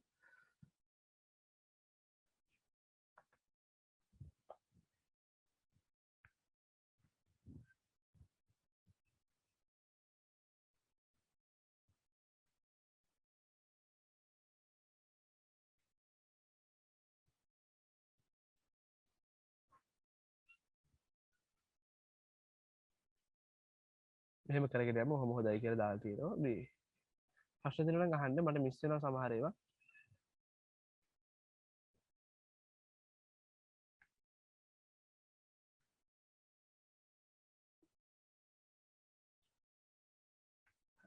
ඔයගොල්ලන්ගේ ප්‍රශ්න තියෙනවා නම් ඔයගොල්ලන්ට අහන්න පුළුවන්. වෙන පාඩම් වල ප්‍රශ්න තියෙනවා නම් මම දවසක් කියන්නම් එදා ඉඳලා අහන්න පුළුවන්. සර් ස්කෑන් කරන ඇප් එක මොකක්ද? ස්කෑන් කරන ඇප් එක ළමයි QR ස්කෑනර් කියලා ඕනි ස්කෑන් ඇප් එකක් ගන්න කිසිම ප්‍රශ්නයක් නැහැ.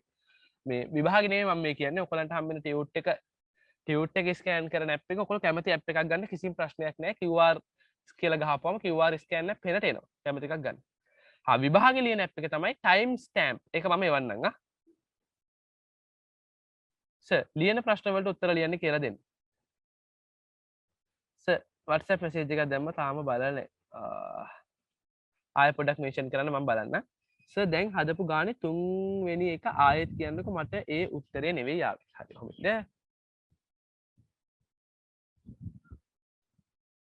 3 වෙනි එක. 3 වෙනි එකේ තියෙන වෙළඳ මිලට දලදේශීය නිෂ්පාදනය. ඒක හොයන්නේ නිෂ්පාදකයාගේ මිලට ගත්ත 1,35,000 තියෙනවනේ. ඒ 1,35,000ට එකතු කරනවා පාරිභෝගිකයාගෙන් අය කළ බදු 2,000. එතකොට 1,37,000යි. ඊට පස්සේ අඩු කරනවා පාරිභෝගිකයාට ලබා දුන් සහනාධාර 3,000ක්. එතකොට 1,34,000යි. ඊට පස්සේ ප්‍රවාහන ගාස්තු 4,000ක් එකතු කරනවා. එතකොට 1,37,000යි. ඒකට 1,000ක් එකතු කරනවා. වෙළඳාන්තික එතකොට 1,38,000යි. නම 1,38,000යි දාවේ.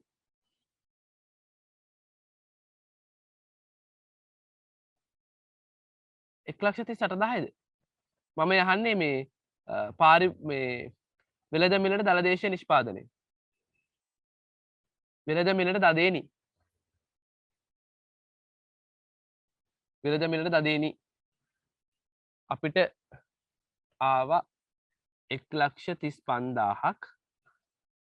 ඒ 1,35,000ට අපි එකතු කරන්න ඕනේ පාරිභෝගිකයාට අය කළ බදු පාරිභෝගිකයන් අය කළ බදු 2,000. එතකොට 1,37,000යි. ඊට පස්සේ එකතු කරන්න ඕනේ ප්‍රවාහන ගාස්තු 4,000. එතකොට 1,41,000යි. ඊට පස්සේ ඒකට එකතු කරන්න ඕනේ වෙළඳාන්තිකය 1,000 1,42,000යි. ඊට පස්සේ අඩු කරන්න ඕනේ 3,000ක් පාරිභෝගිකයට දුන්නු සහනාධාර 1,39,000යි. හරි 1,39,000යි. 1,39,000යි.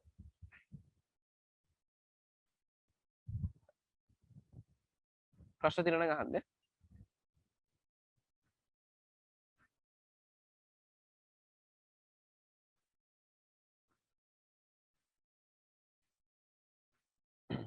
සර් මං ඊයේ ෆීස් ගෙවුවා. මට කවදා වගේ ටියුට් හම්බෙනවා. අද අනිවාර්යයෙන්ම හම්බෙනවා.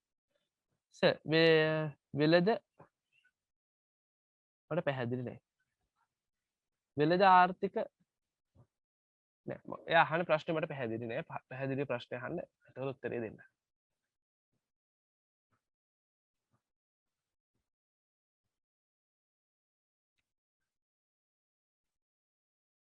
වෙළඳාන්තිකය කියන්නේ මොකක්ද කියලා අහන්නේ. වෙළඳාන්තිකය කියන්නේ ළමයි වෙළෙන්දු තියාගන්න ලාභය. දැන් උදාහරණයක් අතරමැදි වෙළෙන්දු ලාභයක් තියාගන්නවනේ. වෙළඳාන්තිකය කියන්නේ වෙළඳාමේදී තබා ගන්නා ලාභය. ආන්තිකය කියන්නේ ඒ වෙළඳාම් කරන එකන තියාගන්න ලාභය. උදාහරණයක් දැන් සිංගර් එකට Huawei එකෙන් ෆෝන් එක දුන්නම සිංගර් එකෙන් සමහර කට්ටිය ෆෝන් එක අරගෙන පුංචි ගාණක් තියාගෙන පාරිභෝගිකයට දෙනවා. දැන් පොඩි ෆෝන් කඩ සිංගර් එකෙන් අරගෙන තව රුපියල් 1000ක් විතර තියාගෙන තමන්ගේ නගරේ විකුණනවා. එතකොට ඒක තමයි අපි කියන්නේ වෙළඳාන්තිකය කියලා. ගාන්න එක ලස්සනයි කියලා දාලා තියෙනවා. thank you.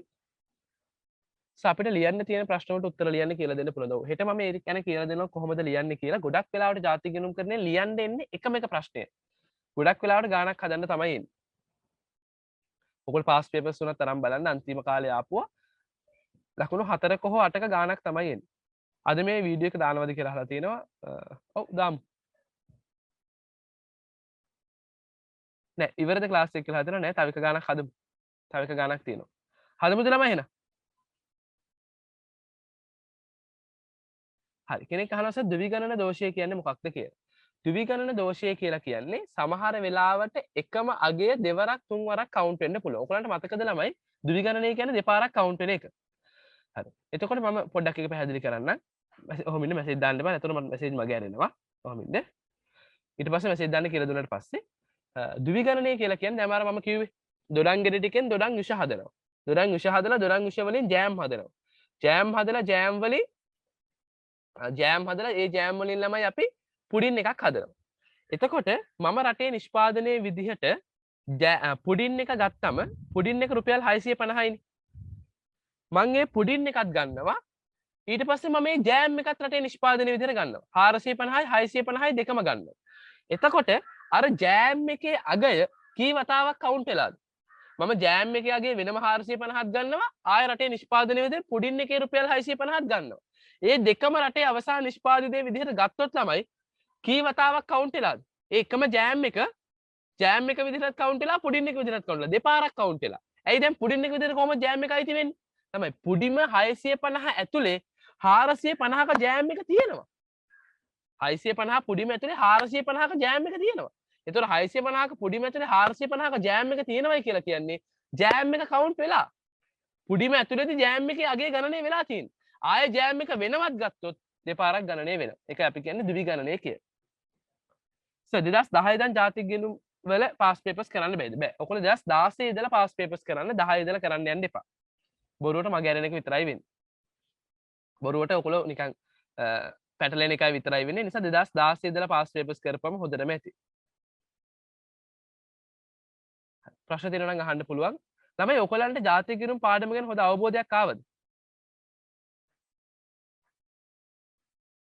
කෙනෙක් අහනවා ජාතික ගිණුම්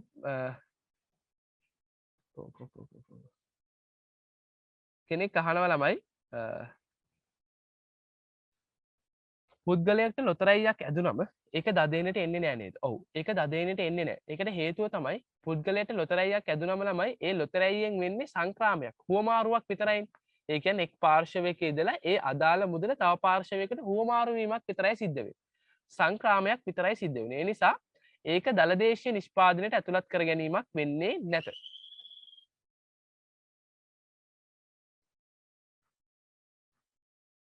කෙනෙක් අහනවා දලදේශීය නිෂ්පාදනයට කුටුම්බ ඇතුළේ වෙන භාණ්ඩ ඇතුළත් කරනවා නම් ඒවා හොයාගන්නේ කොහොමද? ළමයි අපි කියන්නේ දලදේශීය නිෂ්පාදනයට අපි ඇස්තමේන්තු කරන අගයන් ගොඩක් වෙලාවට කරන්නේ ඇස්තමේන්තු කරන එක. ඒ කියන්නේ අපිට දැන් ගේ ඇතුළේ හදාගන්න කෑම් බීම වල සල්ලි සමහරලාට හරියටම අගයක් ගන්න බෑනේ. නමුත් අපිට ඒ ගෙදරට හම්බෙන ආදායම් පැත්තෙන් හිතලා උතන්ට අගයක් ගන්න පුළුවන්. ඒ නිසා ගොඩක් වෙලාවට මෙතන වෙන්නේ ඇස්තමේන්තු. මේක මෙහෙමයි කියලා එස්ටිමේට් කරන ඒවා තමයි ගොඩක් තියෙන්නේ. හරි. වෙන ප්‍රශ්න තියෙනවා නම් අහන්න.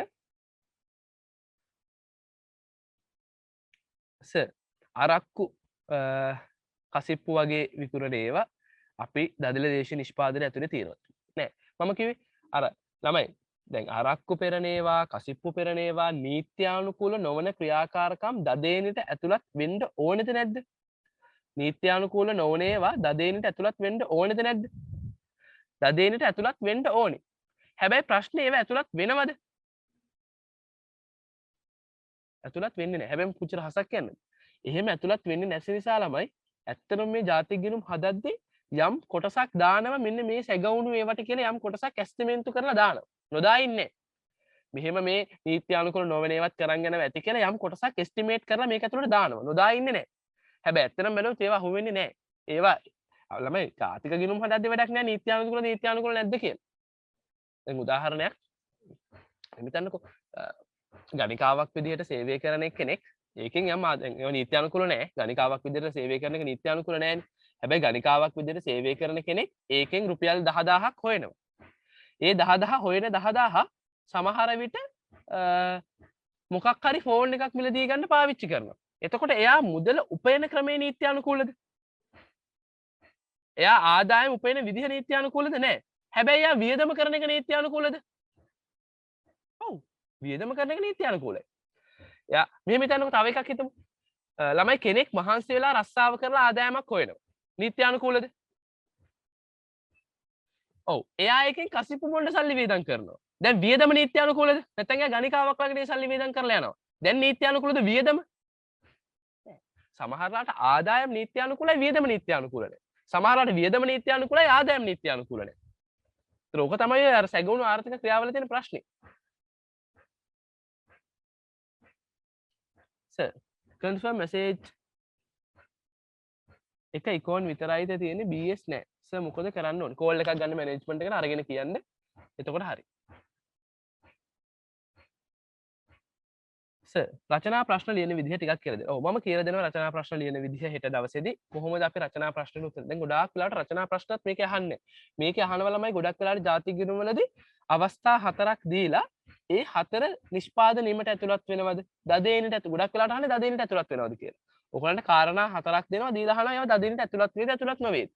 සාමාන්‍ය ප්‍රසිද්ධ තත්ත්වය ඕක.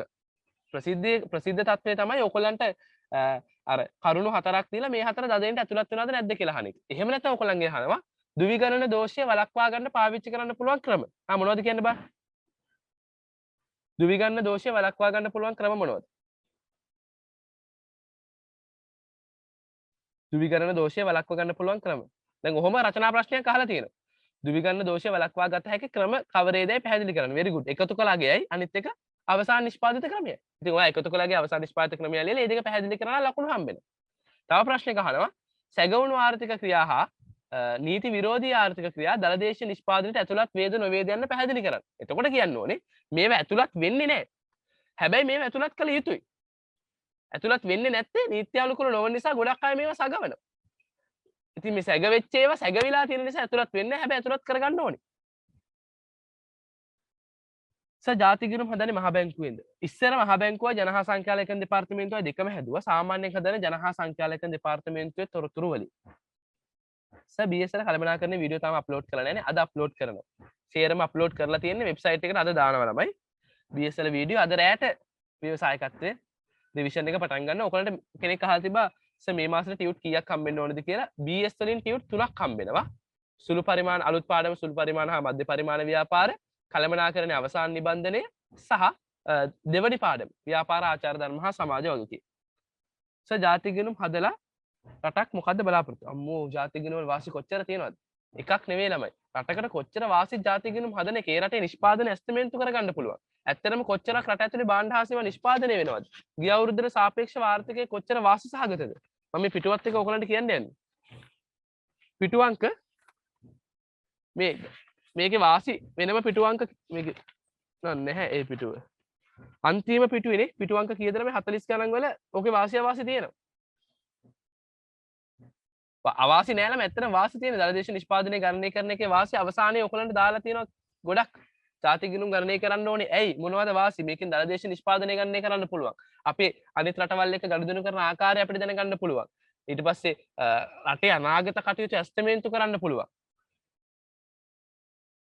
ඉකෝන් වලින් ටියුට් කීයක් හම්බෙලාද කියලා හදනවා. 22 කට්ටියට ඉකෝන් වලින් ටියුට් 2යි, ජාතික ගිණුම් වල ෂෝට් නෝට් 1යි. සර් දුන්න වෙළඳපොළ ආර්ථිකයේ ගණන් පොත මරු. thank you. ඒක උත්තර ටික මම දාන්නම්. මට දවස් 2ක් විතර දෙන්න. ඒකේ උත්තර ටික දාන්න. හරි ගාන හදමුද ළමයි? ගාන හදමුද? දැන් ඕගොල්ලෝ මේ දැන් ඔයගොල්ලන්ට විභාගෙ තියෙනවනේ ජාතික ගිණුම්. ඒතර තුන්වෙනි දවසේදී මම ආයේ සර්ගෙන් උත්තරයක් වැඩසටහන අරන් එන්නම්. ඕගොල්ලෝ මොන හරි ප්‍රශ්න තියෙනවා නම් එදාටත් ආයේ අරන් එන්න.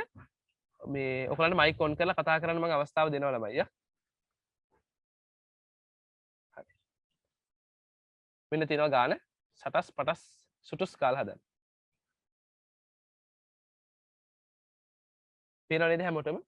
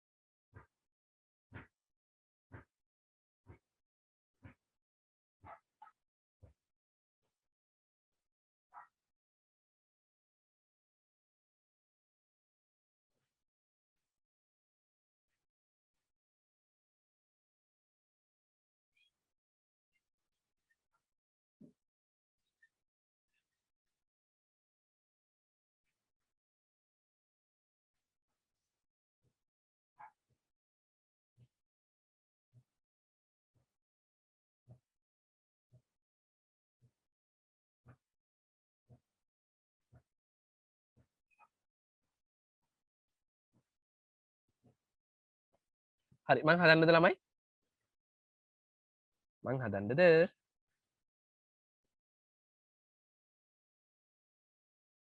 හරි හදමු ඉස්සලාම අපෙන් අහනවා මූලික මිලට සමස්ත එකතු කළාගේ තමයි දැන් මේ වගේ ගාණක් දැක්කම ඔයගලන්ට පේනවා මේ ගානේ කෙලින්ම සමස්ත එකතු කළාගේ දීලා නැහැ ඔයගලන්ට දල නිමේමේ වටිනාකමයි අතරමැදි පරිභෝජනයයි දීලා තියෙන්නේ ඔයගොල්ලෝ එකතු කළාගේ හොයා ගන්න ඕනේ මම හොයන්න යන්නේ එකතු කළාගේ එකතු කළාගේ ගද්දි අපි දල නිමේමේ වටිනාකමෙන් අතරමැදි පරිභෝජනය අඩු කරලා තමයි එකතු කළාගේ ගන්න 20000න් 10000ක් ගියාම 10000යි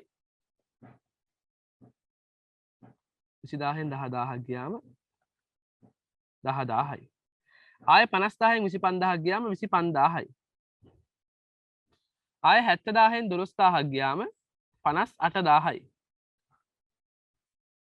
එතකොට එකතු වෙනවා ළමයි මූලික මිලට සමස්ත එකතු කළා ගේනවා 25000යි 58000 බිංදු 3 දාමු හදන්න යමුකෝ 8යි 5යි 13යි 3 දානම එකක් ඉතුරුයි 2යි 1යි 3යි 5යි 8යි 8යි 1යි 9යි 93000ක් එතකොට පළවෙනි උත්තරය අපිට එනවා මූලික මිල මත සමස්ත එකතු කළාගේ 93000යි හරි ඊළඟට අපෙන් අහනවා වෙළඳපළ මිලට දදේනි කීයද කියලා වෙළඳපළ මිලට දල දේශීය නිෂ්පාදනය එතකොට අපි කරන්නේ මොකද්ද දැන් මේකේ අපිට නිෂ්පාදකයාගේ මිලක් ආය අහලා නැහැ එතකොට අපි වෙළඳපළ මිලට කෙලින්ම අහලා තියෙන්නේ එහෙනම් අපි කරන්නේ 93000ට එකතු කරනවා ශුද්ධ බදු භාණ්ඩ හා සේවා මත ශුද්ධ බදු. ඒතර මේ භාණ්ඩ හා සේවා මත ශුද්ධ බදු වල නිෂ්පාදකයාට ගහපු බදුත් තියෙන්න පුළුවන් පාරිභෝගිකයාට ගහපු බදුත් තියෙන්න පුළුවන්. අපිට වැඩක් නැහැ.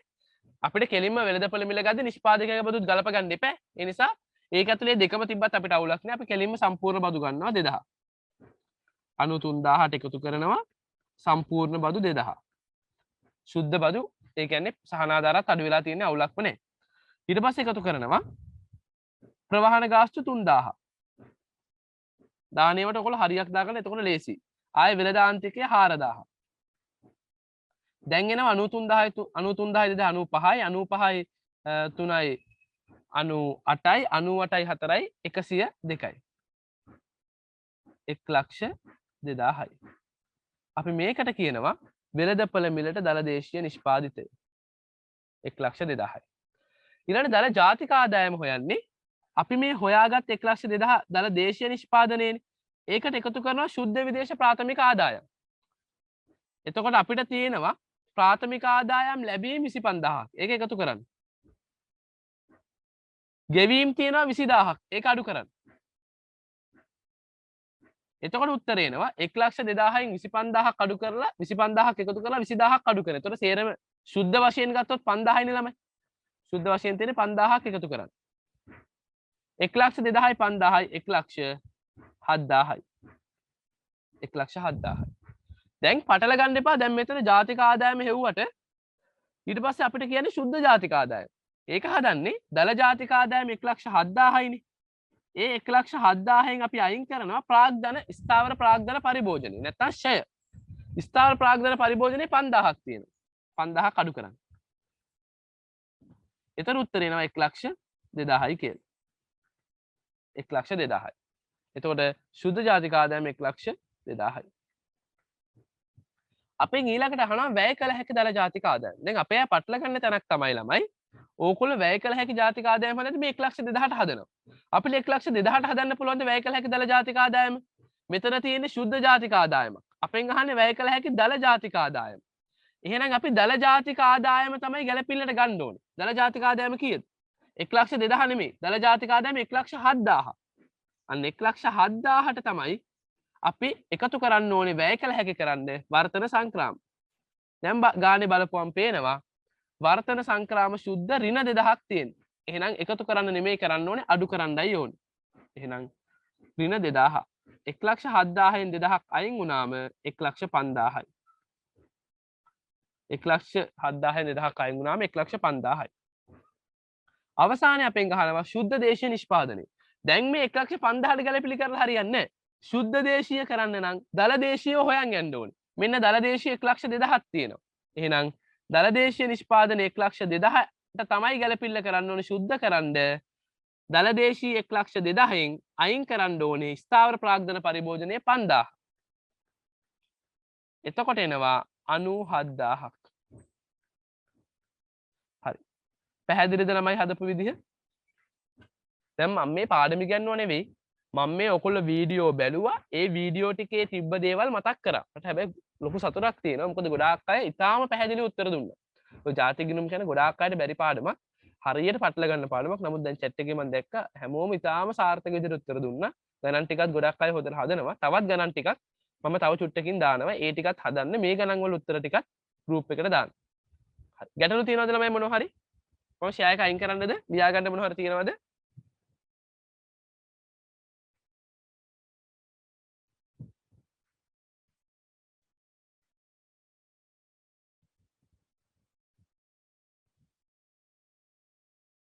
සර් කියා දෙන විදිහට කාටවත් බැරි වෙන්නේ නැහැ. බොහොම ස්තුතියි.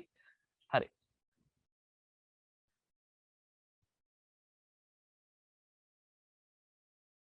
කොතනද ගානේ ඕනේ දුව? ස්ක්‍රීන්ෂොට් එක ගහගන්න ඕනේ. හරි ස්ක්‍රීන්ෂොට් එක ගහගන්න. අනිවාර්යයෙන්ම ළමෙක් අනිවාර්යයෙන්ම මේ ගාන පැහැදිලිව හදපු මේ උත්තර අපු ළමෙක් කාරුණික ඉල්ලීම අනේ කොහොම හරි ගෲප් එකට ෆොටෝ එකක් දාන්න. එතකොට අනිත් අයටත් හොඳ අදහසක් ගන්න පුළුවන්. ලැජ්ජ වෙන්න එපා ළමයි. හොඳ දෙයක් වෙන්නේ හොඳ දෙයක් කරන්න ලැජ්ජ වෙන්න එපා. ඒ නිසා මේ අනිවාර්යයෙන්ම ෆොටෝ එකක් මේකේ දාන්න. හරියට හදපු එක්කෙනෙක් පිළිවෙලට ස්ටෙප් එක අනිවාර්යෙන් ෆොටෝ එකක් දාන්න. හරි. එහෙනම් පුතේ අපි ගියා කියන්න තමයි තියෙන්නේ. එහෙනම් අද දවසට අදාළ සාකච්ඡා කිරීමේ කටයුතු අපේ පිළිසඳර අවසන් වෙනවා. ප්‍රශ්න අරන් එන්න සර්ගෙන් උත්තරයක් අහන්න. එහෙනම් ඔයගොල්ලෝ හැමෝටම සුබ දහවලක් වේවා. අපි සුන්දර හෙට දවසෙත් වෙලාවටම හම්බෙමු. අද මේ උදේ ඇතිවෙච්ච සංකල්පයක් තමයි ශනික ක්‍රියාත්මක කරලා මෙහෙම එළියේ පන්ති කරන්න හිතුවේ. හෙට ඉඳලා අපි වෙලස් වලින් හදාගෙන වෙලාවට පන්තිය පටන් ගමු. අද ඔයගොල්ලන්ගේ ව්‍යවසායකත්වයේ පාඩම පැවැත්වෙනවා. එහෙනම් හැමෝටම බුදු සරණයි ජේසුස් පිහිටයි. ව්‍යවසායකත්වයේ තියෙන වෙලාව ගෲප් එකේ මම දාන්න. හැමෝටම එහෙනම් බුදු සරණයි ජේසුස් පිහිටයි. ඒක නම් මරු එළියම කරමු කියලා තියෙනවා. අපි මෙහෙම සාකච්ඡා කරන ඒවා ගණන් හදන ඒවා එළියම කරමු. අපි පාඩම කතා කරද්දී ඇතුළේ ස්මාර්ට් බෝඩ් එකේ කරමු.